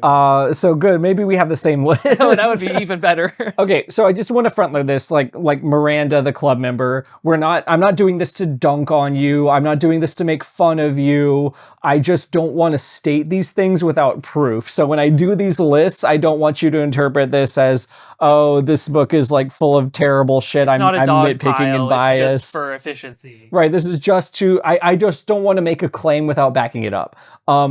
Case in point, this book desperately needs to be line edited. So incredibly badly. So there's blood paste at an abdominal rate. Blood paste? At an abdominal rate. Paste as a verb? Yeah, paste, moved. Oh, paste. I thought you meant like a viscous P-A-C-E-D. substance. Yeah, okay. Yeah. Oh, so the blood is anxious and it's going around in a circle. I don't know. And an abdominal rate as well. The following morning was peaceful and just. It was not a day of justice on that particular day. It was just just. It was just. A lurid wail seared the dense air. Holy shit. I thought you would like that poetry, dense. MFA. No, I don't. I Okay. don't. Because I don't like that the whale is lurid. Well, okay, the whale could be lurid. It's hard to pinpoint exactly where it crosses the line. I think this is from A Claire Nightmare. Yeah, I don't care where it is. Okay, whatever. But so we have some synesthesia that could be cool, but we have too many overlapping and not necessarily conflicting, but not intuitively connected sensations and concepts. And I think that 2 surprising concepts crashing up against each other is interesting, but a third one needs really, really careful, balanced intentionality for it to work. And we don't quite have that. Okay, thanks, Rupee. Anyways... The universe just needs to tell you when it's good. And if John Calvin tells you, John Calvin parentheses the universe, tells you that it's good, then no one can argue with you. Let me tell you, John Calvin is my universe. Can we get a John Calvin fan cam on this? Please, I'll make one. Dreams are never taken lightly, for they could be hallucinations. Okay, wait, you have But that? then they do take them seriously. But The next chapter. Right, your dreams mean something. That's the next sentence. Yeah. So, yeah, I don't know if we have the same definition of hallucination there. Well, it doesn't matter if we do or not, because you can't negate an idea and then immediately affirm it. And expect the two... It doesn't matter what words you use. Like. And finally, their faces were flaccid with dread. I guess that's usable. I don't think that's incorrect. I think I saw a character's face go flaccid in Pony.mauve, right? It's like womp womp. If you could have paid $50 for someone to look over this, or like a trusted friend, these kind of things that litter the book. Another thing that is related but a little bit distinct is the use of adverbs. I'm a proponent of adverbs for what it's worth again. Like, I don't deduct writing points if someone says something angrily in a dialogue tag. Like, no one who is like a normal person cares that deeply that they just see ly and then log off. Only somebody who is like doctrinally attached to just a doctrine that says that you should do that cares so much. But the problem in Twisted is that adverbs are never used correctly. It's very much My Immortal in that regard. Like, I said, actually, I'll start here. You are due in the morgue, I finish seductively to, I think, Detective Black or something. There's a lot of cunningly, too. When a character didn't say anything that was particularly intelligent, it was just like an attempt at a witty comeback. Yeah. I mean, it's cunning to make a witty comeback, so. Not really. Okay. I watched him traditionally rub his chin. You know, like... Does that just mean like that it's a familiar gesture, like we know it from media? I know not. Okay. I know not. I yawned openly. I sighed disgustedly. Yes, I sighed unobtrusively. There's a dialogue tag that says, I replied inaudibly when the other person does in fact hear him. This is like Hephaestus muttering so that the whole room can hear in Crown of Starlight. All members get access to Not an Audiobook, and Kate Corain's Crown of Starlight companion podcast, where we read through every chapter of Not an Audiobook and commentate over it. Link in bio. Link in bio below.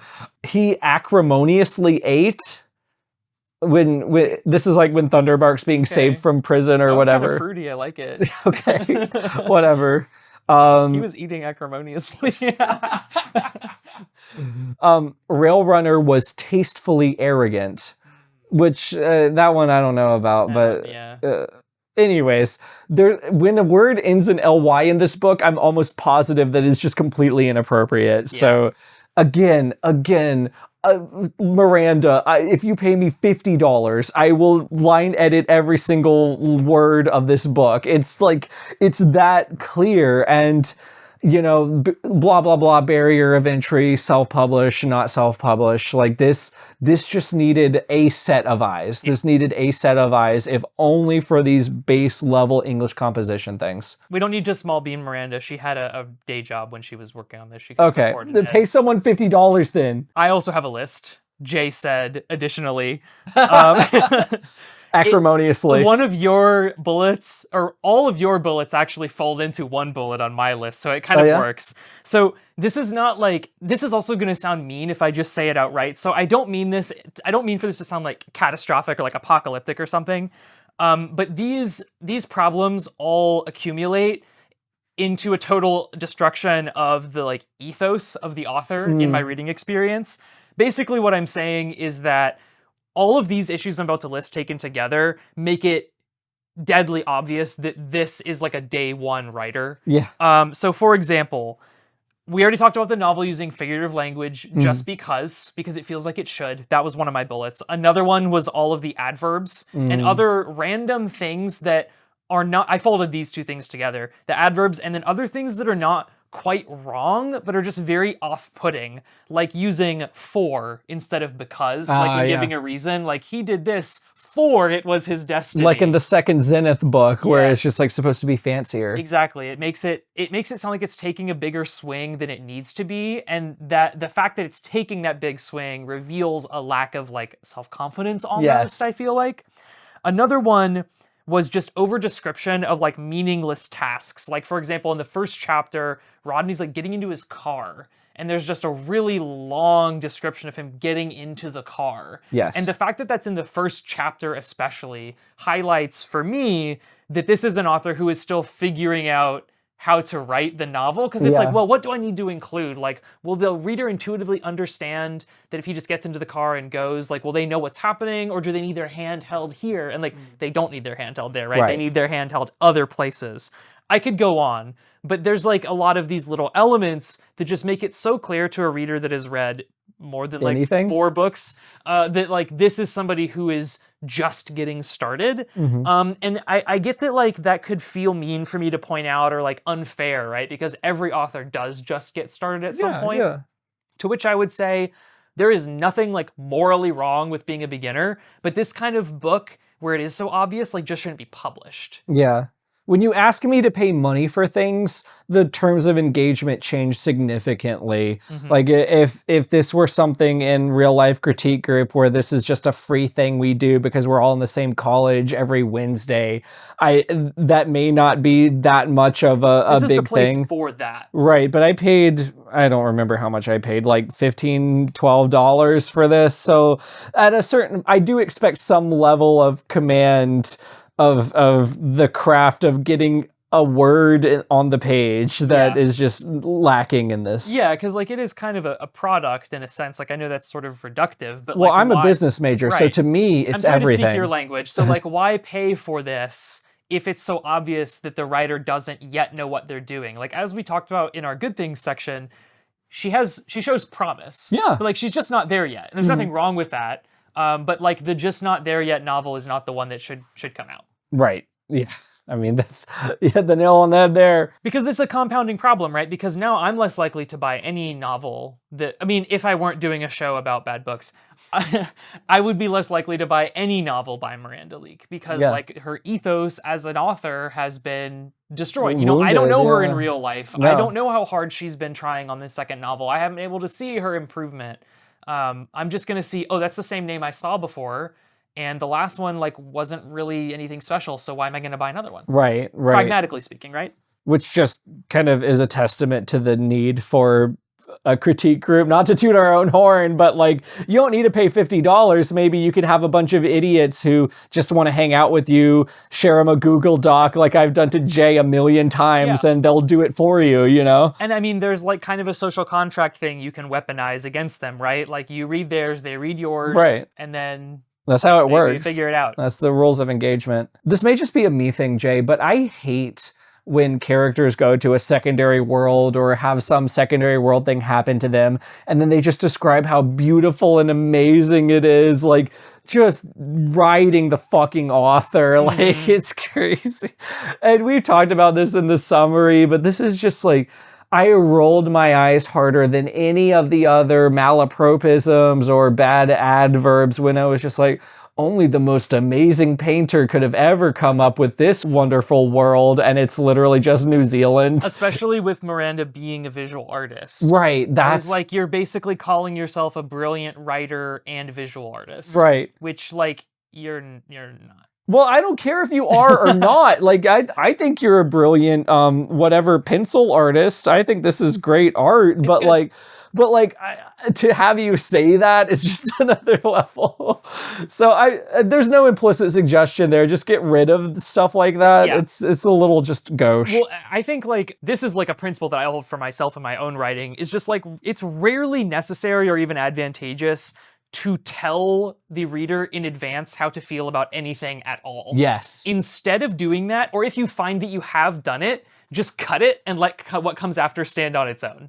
Like, genuinely just cut the part where you tell me that this is a beautiful vista on which they stand and can survey the majesty of this realm, and just do the surveying of the majesty. Right. I'm actually incredibly confident that Miranda could just describe a beautiful forest. Yes, Like yeah. she has the chops. Yeah, she could do that. There's a book that I had heard about. I tried to read it and I got bored because I was a stupid teenager, but it's called Aberrat. It's a fantasy story in isekai by a painter, and it's very, very similar in that there's like paintings interspersed with the text, but it's otherwise a traditional book. And the appeal of Aberrat is that Clive Barker or whoever is just very, very aesthetically oriented. And this is the perfect kind of role for you, Miranda, as a talented artist. Just describe the things you draw. Like you have it right here. You don't need to tell us that it's beautiful. I can see in my mind's eye a forest. Maybe Alex Astor couldn't because she has aphantasia. But like I think you could do it to the satisfaction of readers. Or better yet, you could say, then they climbed to the peak of the mountain and they surveilled their landscape. Space, drawing of the landscape. If you want to play to your strengths as a visual artist. There's novels that do this. The trilogy that I can think of off the top of my head is, I don't know what the trilogy is called, but the first one's called Trampoline.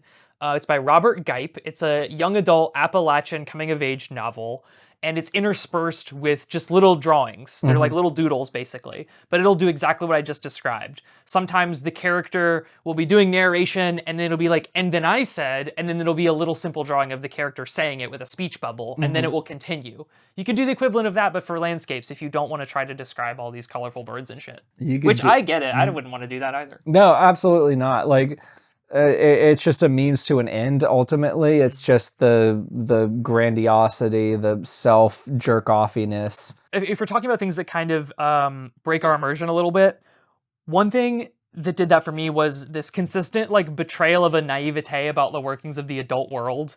Like Rodney looking in the newspaper every morning for jobs and like nowhere else. Like I know that in the 2010s that was probably a more common method of doing so, especially in small towns, but he's just like scrolling through the classified ads looking for a job.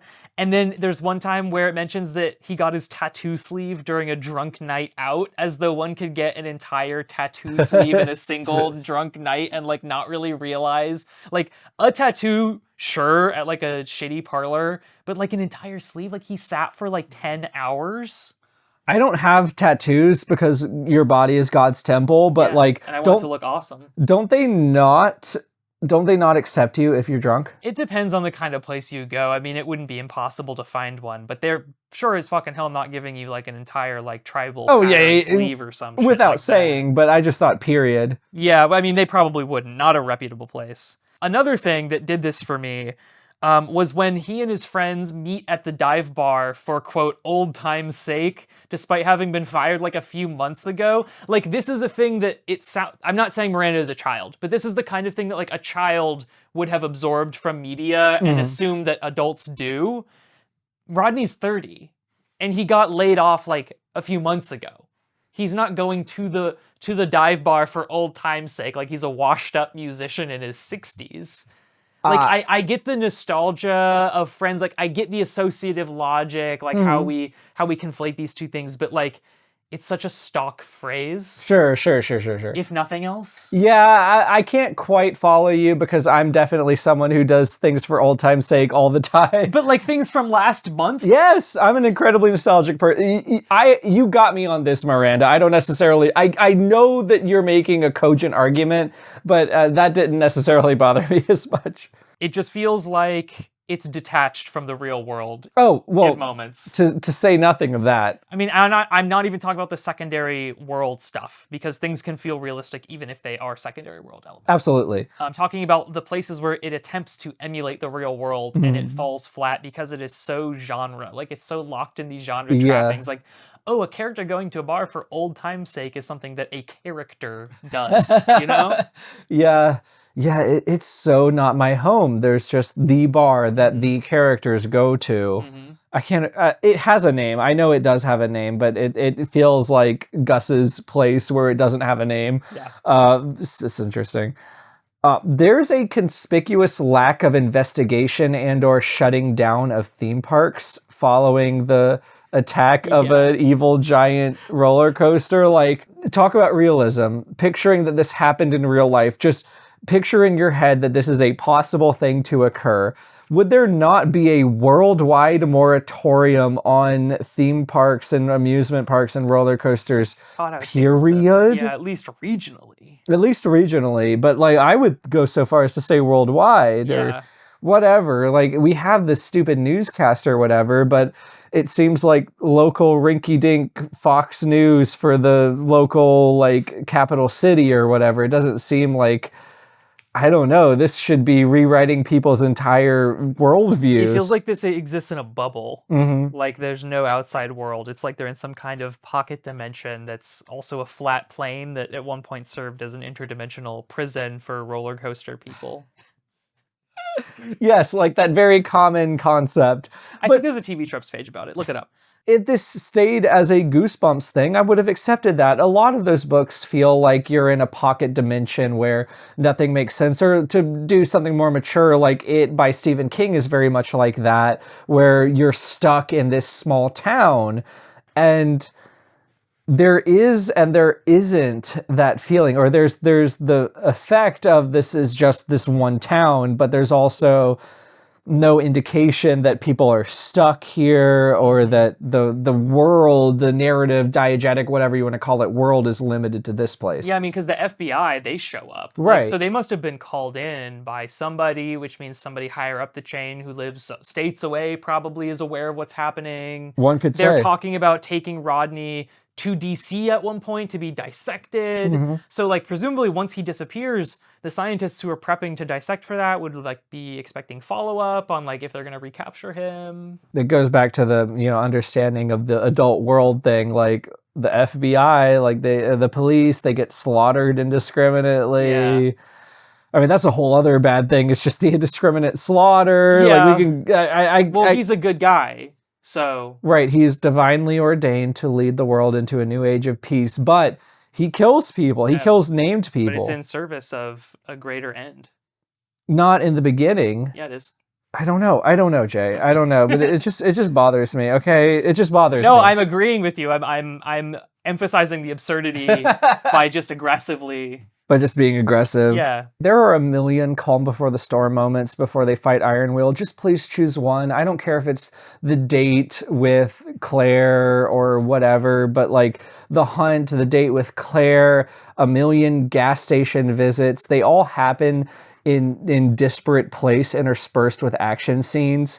And I feel like this could be accordion down so easily with nothing lost ultimately. That whole segment after they leave the between. Yeah, between. I'm like, is it between or beyond?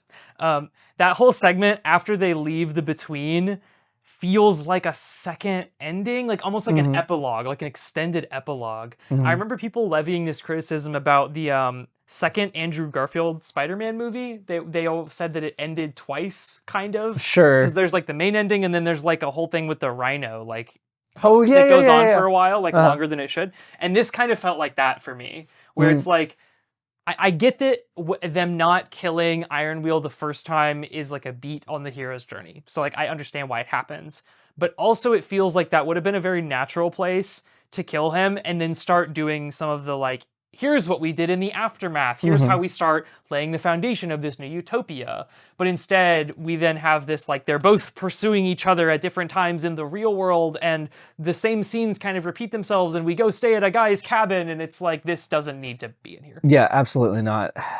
There's also a problem in the first third of the novel, which is that, I mean, if the goal in the back half is just too singular, if like we just have to kill Iron Wheel and that will just somehow solve everything is like too plain, then Rodney just has like basically no goal for like the first third. Like ostensibly it has something to do with figuring out how to use his powers. He's started to understand he's gonna have to go to the between and kill Iron Wheel, but he isn't yet committed, like as like the narrative makes it a foregone conclusion that he will commit to doing those things, but he himself as a character doesn't yet feel committed to doing any of these things, but he also doesn't have like an in-between goal to hold him over until he commits to the Iron Wheel thing. Like he just is sort of aimlessly drifting. Like he kind of is trying to get a job for a second, and then he's kind of worried about Claire for a second, and then he just gets railroaded into doing the thing that the narrative needs him to do. Well, what you're gesturing towards here is just the difference between your high fantasy quest story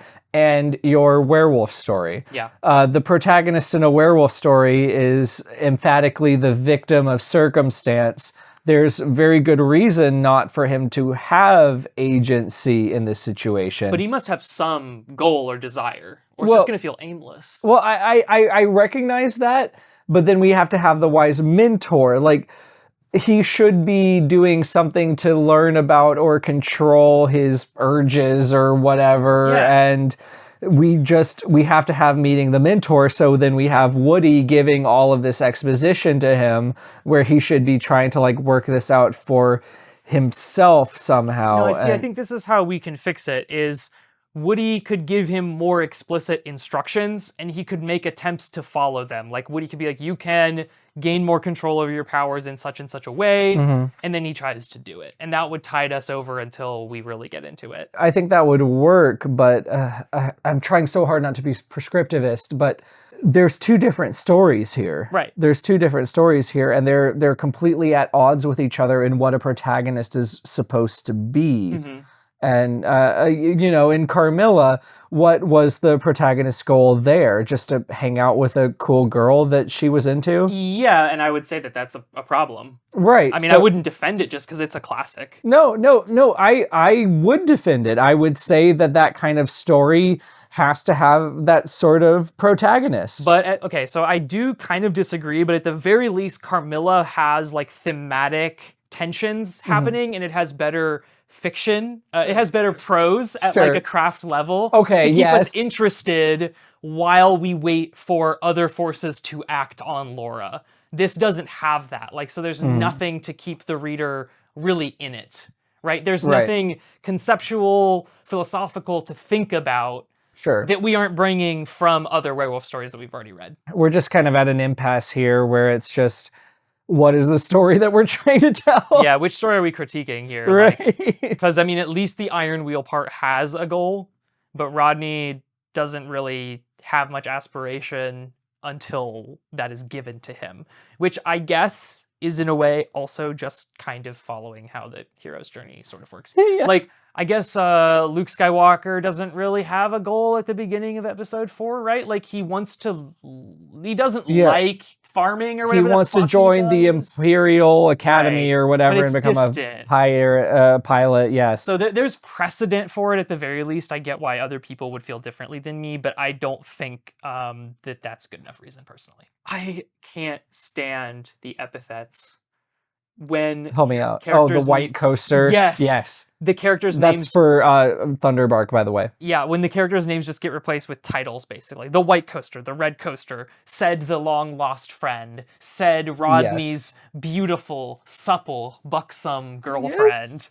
Yeah. That's a fan fiction thing, I think. Like, there's a very, I think it's like in a love scene, they'll say the blonde kissed the brunette or whatever. I wonder if that's a holdover from that. Probably. Maybe. Or she was reading the Iliad. You could say.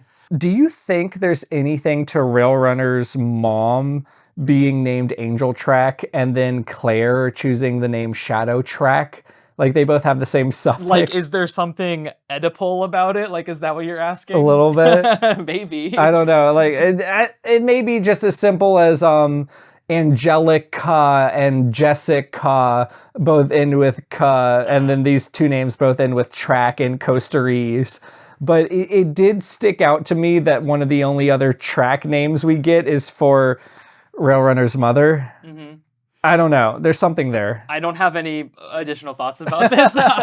I'll just speak that into the ether, and you guys can decide whether or not that's something that like has any relevance. Yeah, if anybody else wants to read this and like try to figure out with what frequency various name parts appear and how they're combined, that could be an interesting study that's beyond the scope of this episode.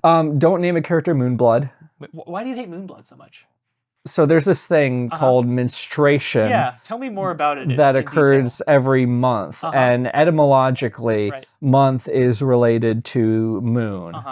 So, Well, it's just like a natural bodily process. Like, what's the... but I just feel like naming a character Moonblood has too many implicit references to it that it cannot be taken seriously as a fantasy name. Okay, fair enough. I think that's fair. It bothered me that Moonblood and Moonhoof both come up a lot. Yeah. And they both just sound kind of similar, and it was confusing Moonhoof. occasionally. Again, all the names sound like second-rate Transformers. Like Or Warrior Cats. Oh yeah, Warrior Cats. That's actually a better pull. Who knows about Transformers? But yeah, Warrior Cats for sure. Shadow Paw. Sandy Kit. Yeah, Sandy Track is the name of a yellow roller coaster. The Noah dialogue was driving me Gotta crazy go. after a certain point. It's so... TFLD. Yeah, it's too plain, it's too simple, it's too neat. It's a reflection of the novel's obsession with resolving every conflict with like perfect neatness and closure. Yes. Nothing can be left open-ended, nothing can be subtextual unless it's the relationship between Rodney and Thunderbark. That's like the only thing, and maybe the Angel Track and Shadow Track thing. But yeah, the Noah dialogue is just absolutely, it's untenable. It was especially egregious, speaking of Thunderbark, when they have like one of their penultimate fights about whether or not love is allowed, and Thunderbark is just like, I am so sorry for not understanding the depth of your relationship with Claire, Railrunner. Go get her, Tiger.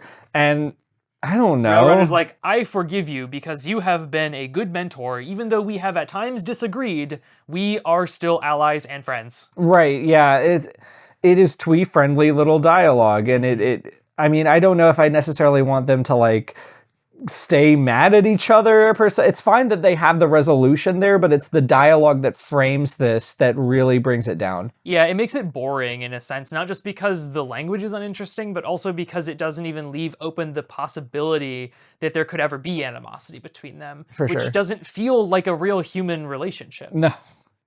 No, a lot of these things don't feel like real human relationships. And I don't know, I just feel like this novel in general, it strives for like absolute neatness and closure in literally everything. Like, Ironwheel and his followers, they're ontologically evil, which gives us an excuse to just kill them. And yes, that is what happens at a certain point. They are all just annihilated in a single fell swoop by a magic amulet. There's like the fact that Claire arbitrarily just can't be with Rodney until she can because she becomes a roller coaster. Like, we cling to this doctrine that she can't for no reason, and then we make it so that she can. Like, she becomes in line with the rules, and that just solves the problem. It wipes it away. The fact that Claire loves and forgives Railrunner for murdering a bunch of people indiscriminately. I know that there was an element of agency there, and it's not necessarily Railrunner's fault that he couldn't control his primal urges, but one has to be a human at some point and be like, hey, murder is not good, I think. And that could have been a reason. And it is kind of for like the moment where Railrunner has to actually cross the threshold. So we have that requisite beat, but there's a very cogent reason for them not to be together that has nothing to do with tradition or whatever Thunderbark says it is. A very natural interpersonal reason. It doesn't even have to be that complicated. There's like other things too, like Railrunner has to be king because of some prophecy, and so he just will be. Right. He just is. Everyone will accept this. It doesn't matter that there's already like another faction that is vying to overthrow Ironwheel. As soon as that faction comes into contact with the Railrunner, they're like, oh, you're just our leader now, like, because you're going to be the king. You're a destined king. Yeah. There can only be one red per generation. It doesn't matter that I, this general guy, have been like leading this fight for like 10 years in your absence or whatever. You're the Messiah. You're the Messiah. So yeah. So yeah, I want to dwell on the carnage a little bit, because that's like the biggest violation for how much this narrative adheres to very rigid rules. Something that you hear in writing 101, Brandon Sanderson, whatever fucking lectures I write early, is that a character who murders named characters cannot be redeemed. You can kill unnamed characters and be redeemed, but you still have to kind of like die eventually in the act of being redeemed. But I mean, Detective Black is a named character. He gets eviscerated, and it's just a means to an end. And I know what you're going to say is like the whole, oh, he's the Messiah, it's divinely ordained I wasn't thing. going to say that. I was going to ask you a follow-up question, but I'll wait till you finish. But no, just narratively, there are rules and traditions, and they can be broken. I understand that they can be broken, that state that when this happens, then why must follow. And we don't care about these people that get murdered. I care. I follow the logic of that. I would tweak it personally slightly and say that when Railrunner kills Detective Black, I don't really care about like redemption or not, at least not in that moment. It can come or not come later. What I care about in that moment is like treating that with a degree of emphasis and weight, because why would you establish a named character and then kill them if not for the emotional impact of that, right? Yeah. Emotional impact goes into the redeemability of a character. Sure. It just seems very strange that Detective Black would be killed so easily. Yes. Especially after having been almost set up as like a kind of rival. Like they verbally spar through the bars of the cell, right? Yes. And the coasters are supposed to be extra intelligent. So the implication would seem to be that like Detective Black, an intellectual figure, is maybe Railrunner's like mental equal. There's like a Sherlock and Moriarty thing going on. But then we just kill him like he's a mook. Yes. And so it seems like a very bizarre choice. It goes back to the tension between the two plots that we're trying to deliver here, is that you can't have Aragon, Luke Skywalker, whoever. If Luke Skywalker had murdered, I don't know, the Jawas. That was the thing that brought Anakin Skywalker over the edge in the fucking prequels, is he killed all the Tusken Raiders. And that's the same level of just indiscriminate murder that Rodney commits here. Yeah. And what is the death of a character's innocence in one is the beginning of another's redemptive, amazing, wonderful, messianic plot in another. And that disconnect is not handled in a way that makes me feel like we're aware of the story that we're telling. And there's a lot of times where Railrunner is killing that he could just as well not be killing, and it would have about the same amount of impact. Yes. Like, frankly, he could just be batting these people aside, maybe breaking their ribs or whatever. Well, but they don't have to die. Right. Like, he can kill the cat. I know you don't want him to kill the cat. I don't want him to kill the cat either, but just for the sake of argument, he could kill the cat, and him killing that single animal could be the moment where we're like, oh no, this is the violence that he could be capable of. But then during these moments where he's rampaging through the streets or whatever, he could be barely holding himself back from killing people. Sure. Maybe somewhere in his humanity, that's a bridge too far, and so he manages to restrain himself so that he's hurting them but not actually killing them. Yeah, and that sets a precedent for him randomly gaining sentience by his like third transformation or something. Yeah, exactly. I don't know. It could be something. It bothers me immensely. And again, like I'm trying not to be like, oh, you have to tell this story this way. But at a certain point, like you're condoning murder, and whatever. Well, yeah, I think that's what it is for me. It's not so much that it's failing to follow the formula that it says it's following, which I do get like the hypocrisy of that being kind of bothersome. It's more for me that it's just not reckoning with things that it does. Yeah, not reckoning with things that it does. There's some moments where, for all that we've complimented the point of view shifts, the point of view shifts kind of break. Oh, God. There's a moment where we're in a scene that's on close third on Claire, and this passage reads, Claire began to dig around in her silverware drawer, her hands shaking as she seemed to be running on a protective instinct. Which is weird because seemed to be implies uncertainty on the part of the narration. Right. So it's like at one time the narration is saying, I know what's going on in Claire's head, but also she seems to be doing this, so I don't know what's going on in Claire's head. Right. And it's like, which is it? Yeah, the POV, as mentioned, gets very hairy after a certain point. I love close third, but it'll go first, close third on like a secondary character, and then Railrunner will be in the scene referred to in third person with the same level of like divorcement from his perspective. Yeah. So there are very many times in the fantasy segment where I have no idea who the main character in the scene is. And I feel like that changes on a dime. I'm sure I could chart it out and it would make some level of logical sense. But when you're reading it in the moment, it just feels like, okay, sometimes Railrunner is I, and sometimes Railrunner is someone that we're viewing from without. And there's never like a break. Basically, just read the chapter on point of view and distance and point of view in Alice the Plants: The Making of a Story. Like, there's a handy little graphic in there, if I recall, that sets up perspective as like a sliding scale. I think that would be a useful illustration since you like visual arts, Miranda. Yeah, it's in my library behind the camera. I'll give it to you. Big giant yellow thing. The rest of it you can take or leave.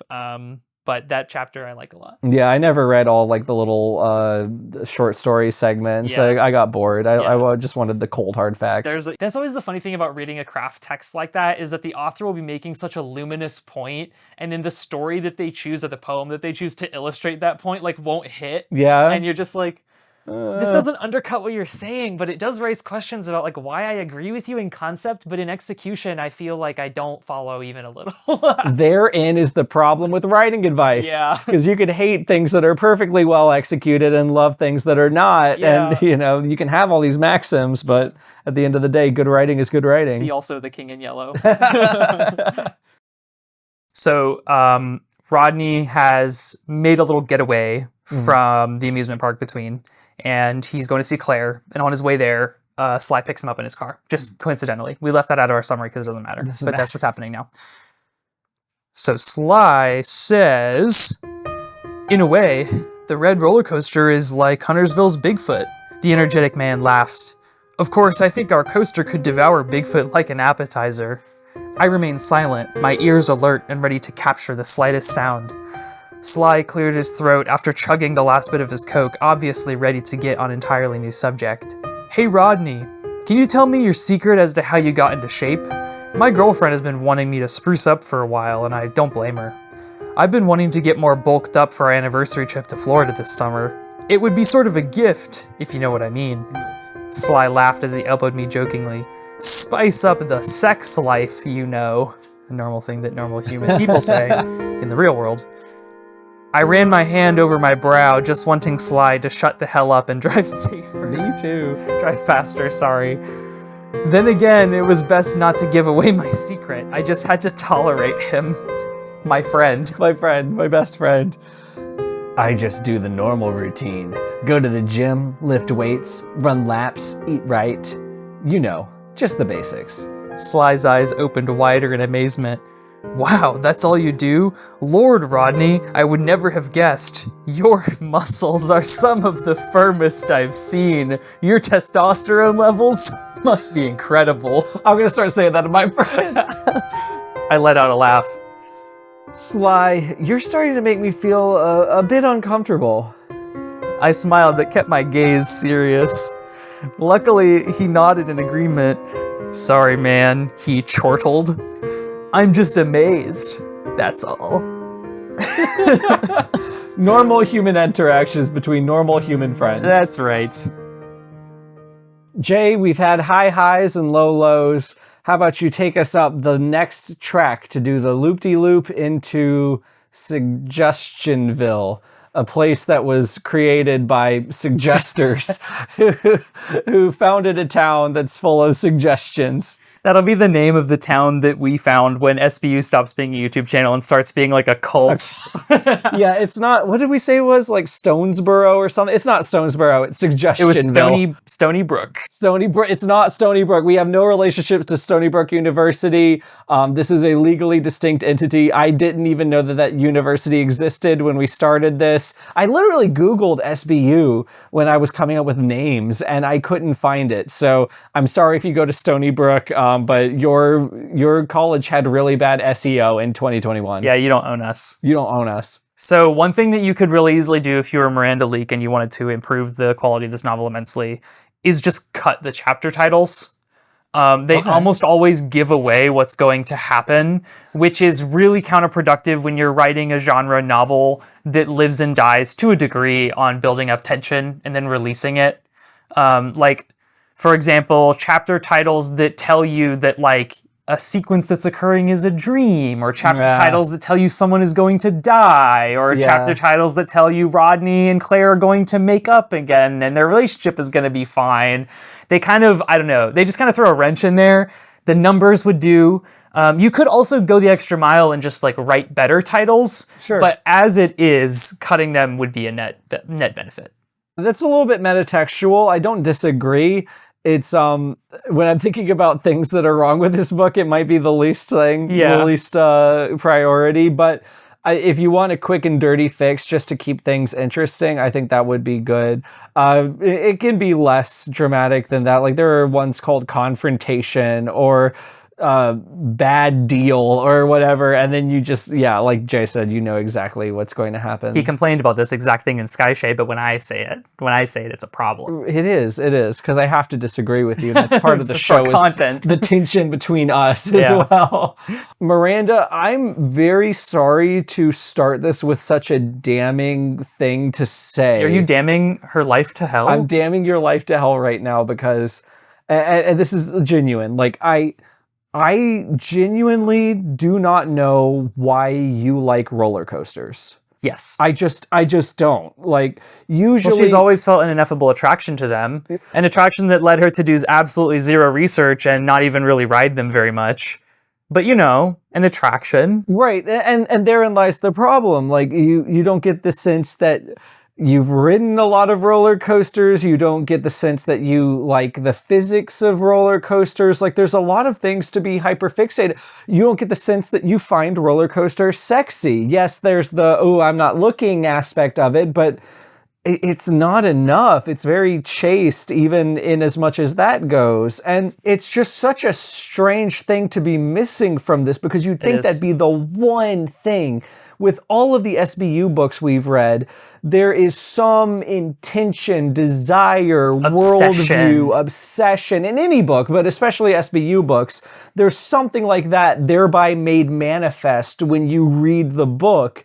And that's just so conspicuously lacking that I just can't get into the, oh, roller coasters are so cool. No. It feels like there is a 3-inch wall of glass between us and Miranda, because of, I guess, the template that she's following, but also, like, even in the moment, like, I don't know, they're just swinging swords at each other. The action scenes up until the very last Iron Wheel fight don't involve anything roller coaster themed whatsoever, no, or they're amusement park themed, period. They're just monsters fighting. They could be kaiju. Right. They could be literally werewolves. Like, the fact that they're roller coasters doesn't enter into the equation. Right, they're just anthros. They're just like reptilian anthros. And I put this in as a suggestion because I know that's within you somewhere. Yeah. I know it is. I know, I don't care if it's in a DeviantArt way or in you just think physics is cool way, like you're a nerd. I don't care what it is. I just want to see it in this book, and I currently don't. Yeah. And all else being equal, if we had that level of interest in roller coasters upped, things would be just so much more elevated. I think it's also, like, especially conspicuous in 2026, now that channels like Jenny Nicholson and Defunctland, which are, like, massively popular, have entered into the public consciousness the idea that there are nerds about decommissioned amusement park rides. Yes. It feels so weird reading this now, when we know that that is the case, when that this book seems to have no actual interest in real amusement parks, or real circuses, or real specific rides. Nothing. Like Andrew said, I also cannot tell at all what about roller coasters in particular you are passionate about. And it would be so easy to retool this into like a creepypasta, like, oh, the decommissioned Disney vaults or whatever came alive and they're seeking revenge. Yeah. You know, obviously you can't invoke Disney in a published work necessarily. But you could easily create a little analog. Absolutely. Say that you have to keep the high fantasy thing. Say that that is integral to your vision. You do not want to leave this club room without us coming up with something you can do without leaving the fantasy world. There is still just so much culture and knowledge to carnivals, amusement parks, whatever. Besides the Jenny Nicholson thing, there's the carny language. Yeah, I think that came up in our Cyborg Tinker episode as well, didn't it? Yeah, there's a whole cant just used by carnies that doesn't come up. There's a Costerese language, but the only extant word we have is like dog Latin and Xanadu. So it leaves a lot to be desired. There's the history of different roller coasters, and we get gestures towards this with Thunderbark, who was like a 1920s roller coaster, and apparently, and I don't even know if this is a thing, this is actually a good thing, I should have mentioned this earlier, is that there were some models of amusement parks, business models, I mean, where people owned individual coasters, and Thunderbark had his own coaster, had his own owner, and there was some like love between them or whatever. Right, because I think this guy was responsible for like maintaining him as well. Right, and that's there, but that's... I mean, there's so much more. There's so much untapped potential that gets swept away for the hero's journey beats. Because how does it make Thunderbark a different character that he had a specific human owner who designed, cared for, and ensured people like rode on his Earth form? Right. Versus a coaster like, I guess we can assume that Angel Track was a real roller coaster. Yeah, like, they all are, I guess. Who probably maybe didn't have that same relationship to a human owner, at least as far as we know. Like, so what's the difference between roller coasters that know their quote-unquote parents versus those that are orphaned, I guess you could say? Yeah. Like, does that shape them as people? Does it create castes in society where it's like, oh, I knew my owner and you didn't even know your owner? Like, I could see an old money versus new Neo-Riche thing going on there, right? Because the older coasters are more entrenched in this tradition, but then the newer coasters are more powerful. Yeah. So there could be tension there. Yeah, or the older coasters were more loved, but the newer coasters were more popular. Yeah. So there's all kinds of dichotomies here, and they all factor into knowledge and interest in roller coasters. It is not enough just to say that Rodney had always had an inexplicable attraction to roller coasters. And this can get weird. I'm totally okay if this gets weird, but it has to be something. Yeah. It has to be something. Yeah. Because right now it's kind of illegible. Yes. Like, and if it's, I mean, sexual is like, I think the thing that we're talking around, right? It can be sexual, but at least we would know what the passion was in that case. And right now we just can't tell. Just to kind of follow up on that in general, kind of tangential, again, assuming that you had to keep everything the same, there's so much aesthetic identity that's missing here. We go through all of these villages and up until Xanadu, and even that's just like, oh, it's time for your weekly inspection. We don't get a sense of how evil Iron Wheel is. No. And in so adding, we could add all of this aesthetic identity. I have some stuff written down. So maybe roller coasters could be enslaved and forced to run on tracks over and over to power evil, fucked up batteries. Or, you know, like those shooting games, like the duck shooting games. Isn't that how one of the electric type Pokemon gyms work? Isn't it like in Gen 5 you ride on roller coasters and like the tracks like power the gym or something like that? Yes. Okay. I'm not crazy. It should be like Unova. You know the duck shooting games? Like they go on a track. No, like the amusement park where they go on a track and you have to like shoot as many in whatever minutes. Yeah. What if Iron Wheel forces all of the diminutive rides to get on a conveyor belt and he just shoots them for his own amusement? What if insolent servants get thrown into a vat and they come out as metal cotton candy that Iron Wheel eats? Like, these are stupid. It's funny. No, I like it. I'm laughing because it would be charming. I realize that these are stupid, as charming as they would be, but what I mean is there's so much ways that you can be evil and so many ways that you can present a world with this aesthetic that just is not here. We are in Middle Earth. We're in Allegazia. I've said it a million billion times. We are not in an amusement park. No, and that's one of my biggest fixes, suggestions as well, is I would like to see the infrastructure and culture of this world much more shaped by the fact that these are not just amusement park rides, but amusement park rides with very different physiologies. Yes. I want to see how a city can be built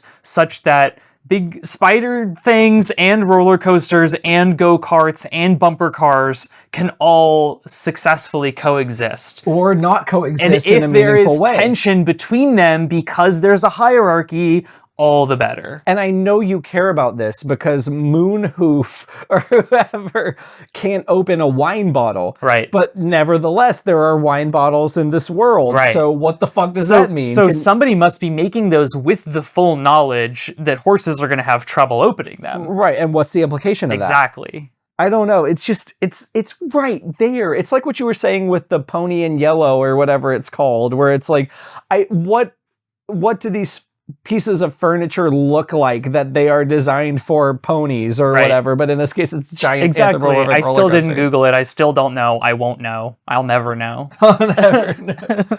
But yeah, hooves, and then you can't use like writing implements very well with wheel hands. Yeah. You can't pull the who are the guns for? Yeah.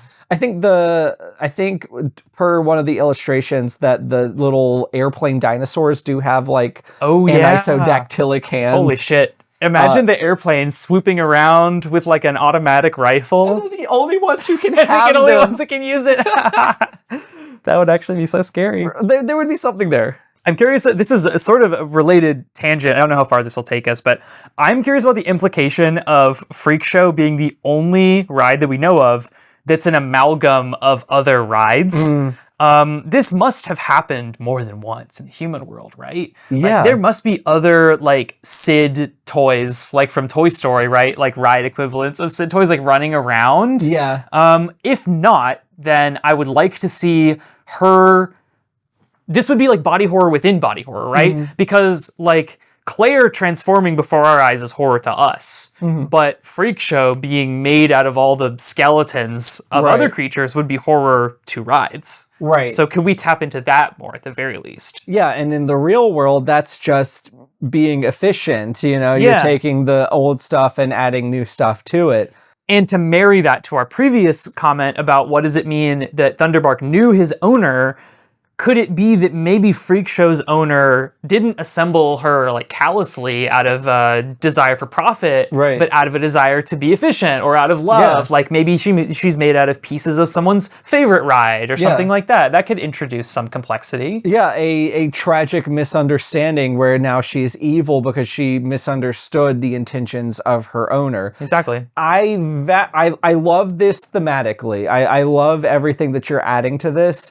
I worry about muddying the waters too much with too many different versions of Freak Show running around. Yeah. Because she could work very well just as synecdoche for all this other like situations that would be similar to her. As always, like some of my suggestions are incompatible with one another. These are all just different ways that my attention was cast as I was reading. That I hope could be interesting or useful to somebody. Yeah, I'm not trying to negate you. I'm just wondering like there can't be too many amalgamations out there. No, but I'm just thinking like she probably wouldn't be the only one. No. And she does walk around with a little squad, so like maybe she could have two little henchmen of her own.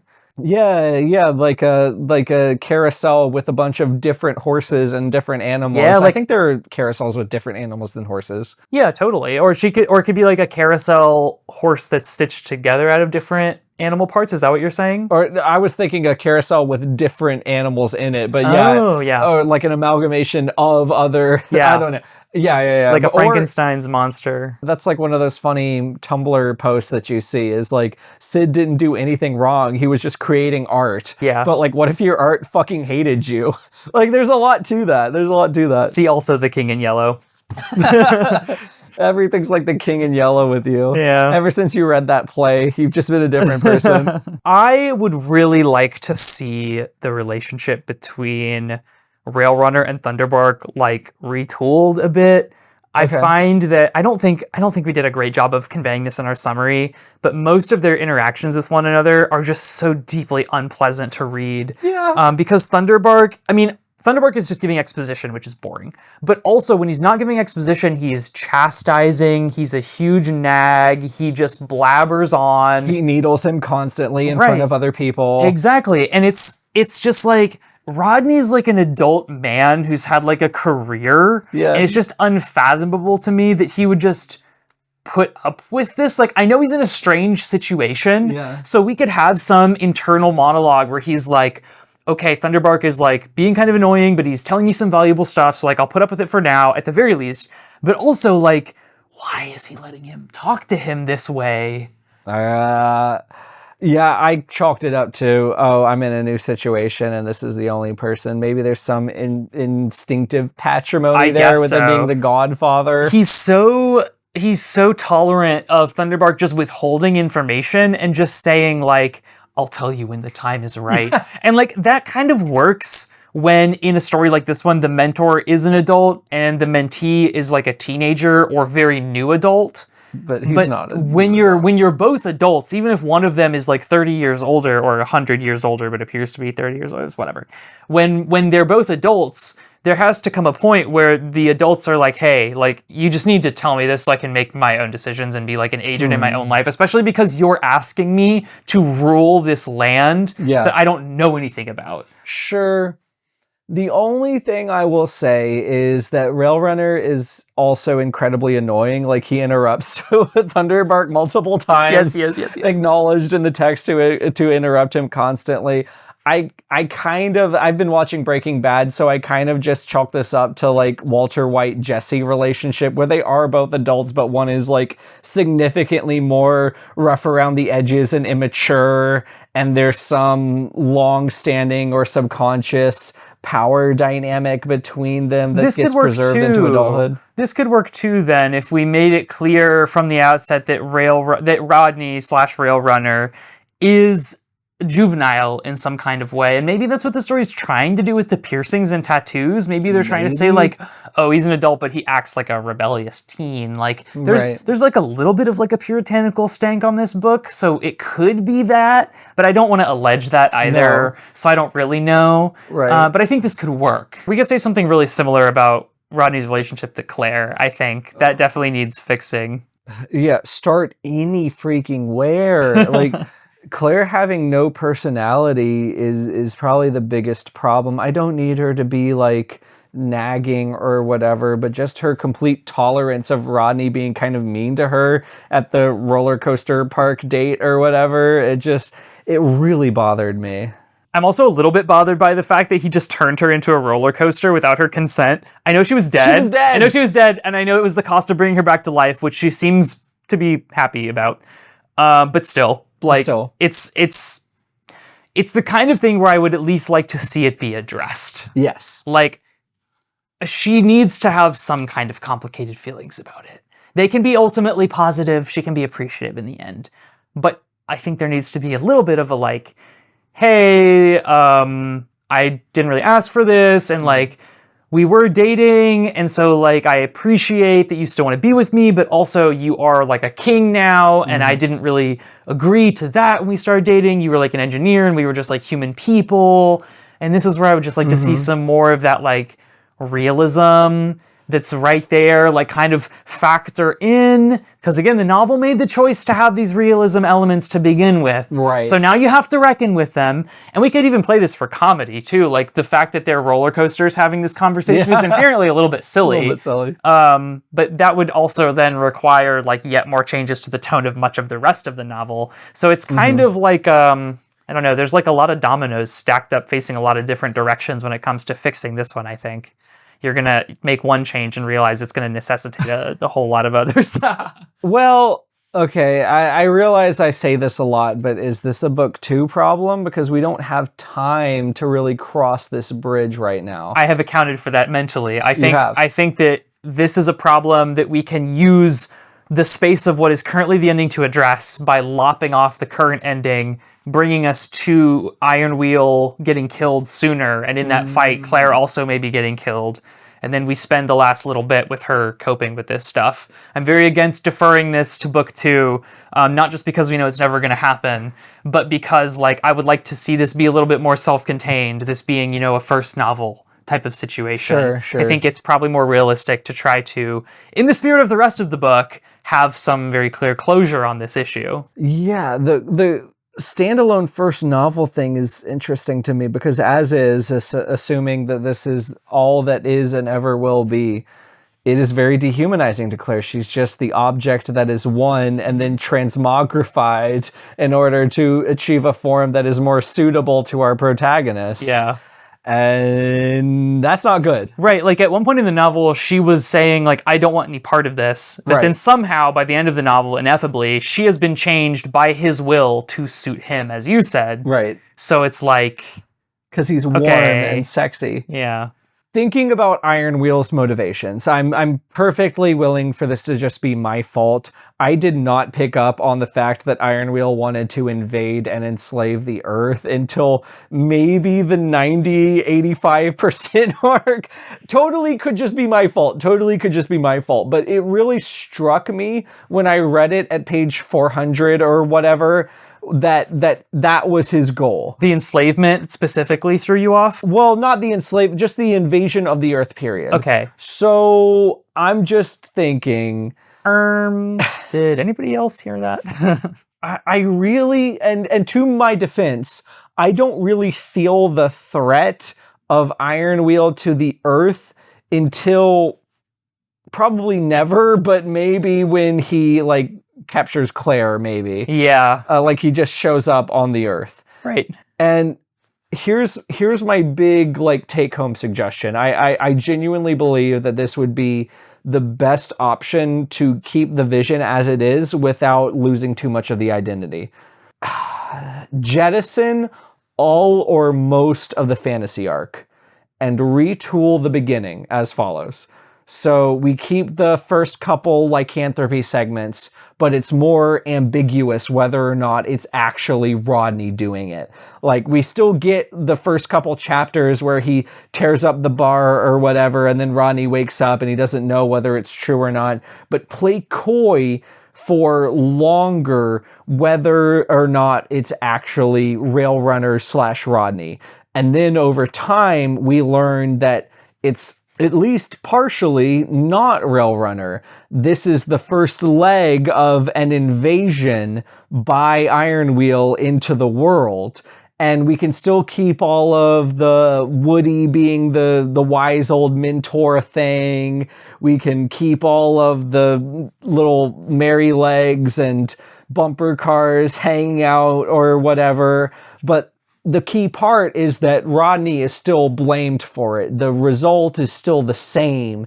The FBI still targets him or whatever. That keeps it more ambiguous whether or not Rodney has actually committed mass murderer, but we can still keep the FBI stuff the same. But when he has to kill some of the FBI people, it doesn't feel as much like mass murder. And then here's something that we have to iterate on. Just retool the pre-climax action into an invasion stopping arc where Railrunner and Woody and all of his friends are working together to kind of stop this invasion in secret with and against the FBI, keep this edgy Goosebumps for teenagers thing going on as long as possible. We can still come into the new world maybe after Woody gets captured, Thunderbark gets captured and taken into the new world, and that's what spurs him on, and then we can have the Rebel Alliance and the climax thing all the same. But I need to stay out of fantasy world as long as humanly possible. Yeah. And I think that's the most cogent hero's journey-ish way to keep things going without bringing us quite to the point where we're going to Zegria and earning G's at the Reckless Fighting Pit arc. And maybe some of the Rebel Alliance can come over now and then. We can have Chainlink and whoever the fuck else it was. I don't know. Everything else can stay the same after that, but it's just this opening part where we have to have two rising actions that just bogs this down so much that you said it yourself, the werewolf parts are better. Definitely. So we have a longer segment of Rodney learning his werewolf powers rather than taking him to Middle-earth. It's a bit like Age of Scorpius in the way that it starts out in like an interesting setting with an interesting premise, and then it's almost like the novel doesn't know what to do, but it's familiar with quest stories. Yes. And so it's like, okay, well, I guess we have to travel a bunch and go to a lot of towns. Yes. And then that just gets you into, well, And then that just gets Milo Winter / Miranda Leek into trouble, because those towns are not actually the interest of either of those authors, but they are now obligated to describe them, to have things happen there, and then the novel has ballooned in a direction that is not really, beneficial to it. Right. So I think you're absolutely right. Just like Age of Scorpius, we could have benefited from staying in the main hub city where all of the politicians are and where all the characters could have reason to clash more directly with their ideological rivals. In this novel, it would be much, much better if we stay in the human world. We maybe occasionally dip over into the other world, or the other world characters pop in now and again.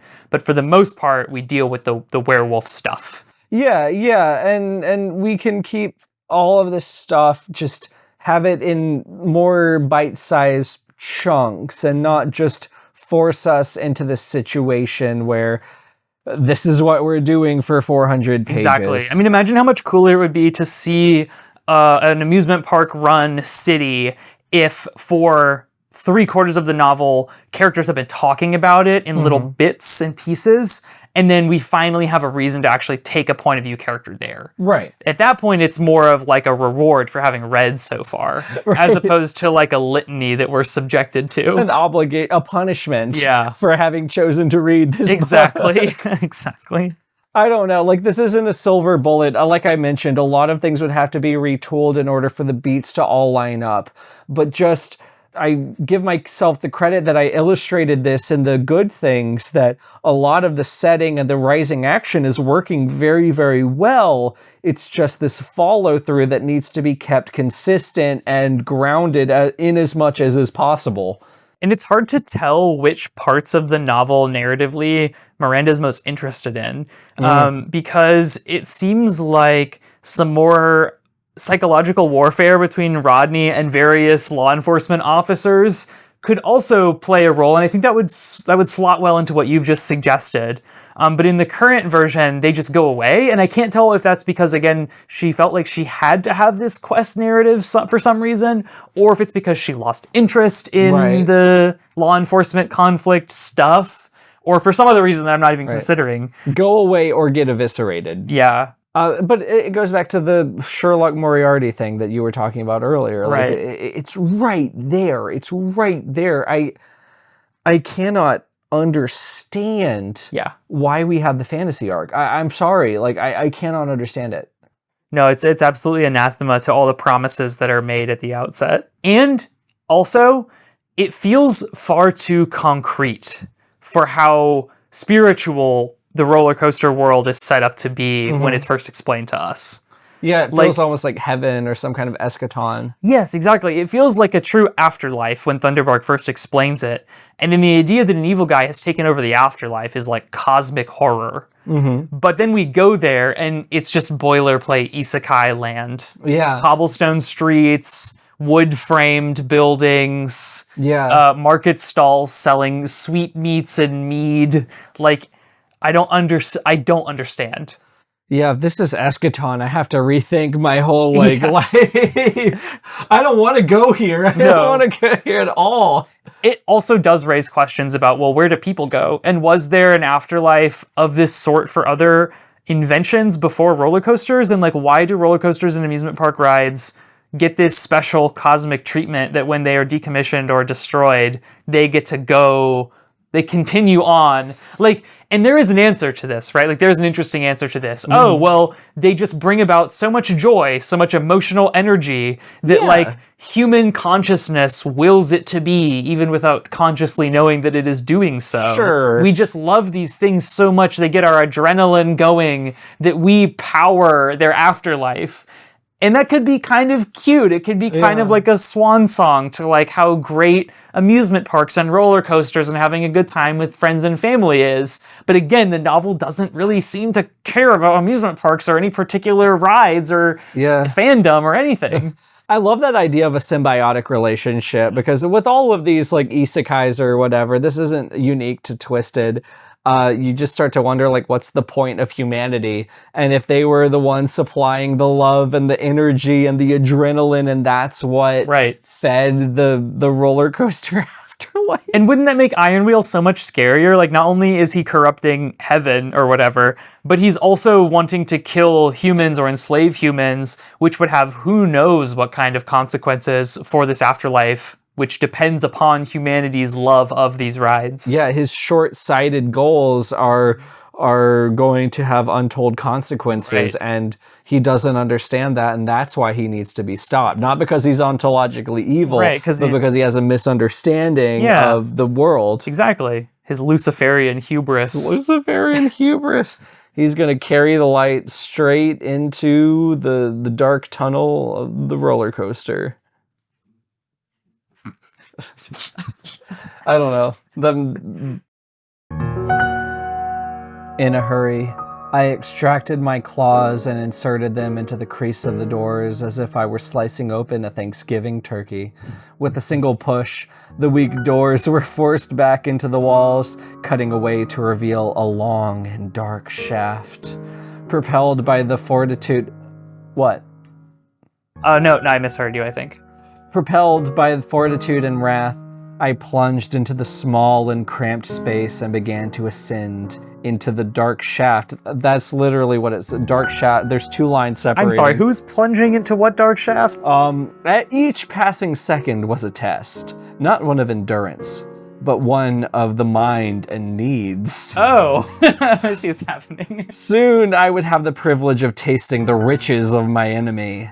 If I was victorious, perhaps I would fill several glasses with Iron Wheel's juices and make a toast toward a new and free between. Why does it sound like the Old Testament? The riches of my enemy. I don't remember any juices in the Old Testament, maybe with Lot. You haven't read Judges, clearly. Oh, how I'd longed for that moment ever since my initial start. By definition, a start is initial. Of my long and tiresome journey. Just for a moment where I could truly relax with no stress. No matter what, after all that I had witnessed, I would avenge all that I stood for.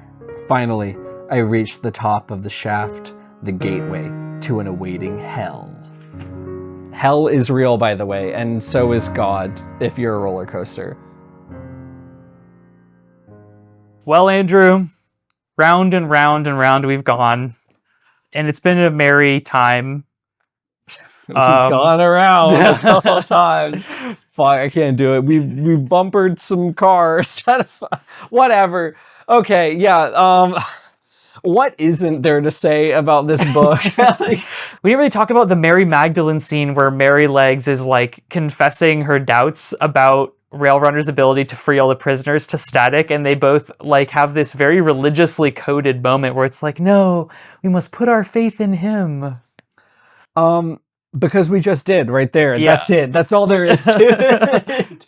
They all but used reverential capitalization when referring to him. Yeah, so just about. Well, Miranda, I hope this was of some small help. I would say that the glaring issues here are variegated and many, but at the core of this is a very interesting and enthusiastic story that, if just given the time to grow, would just form something so incredible. I never would have thought to read a lycanthropy roller coaster story, and now that you've put this in me, I kind of want more. Like I want this to be more of a thing. Now that the spirits have put it in you. Now that the spirits have put it in me, I am pregnant with the understanding of your vision. Right. And I wish to see it fully realized. Right.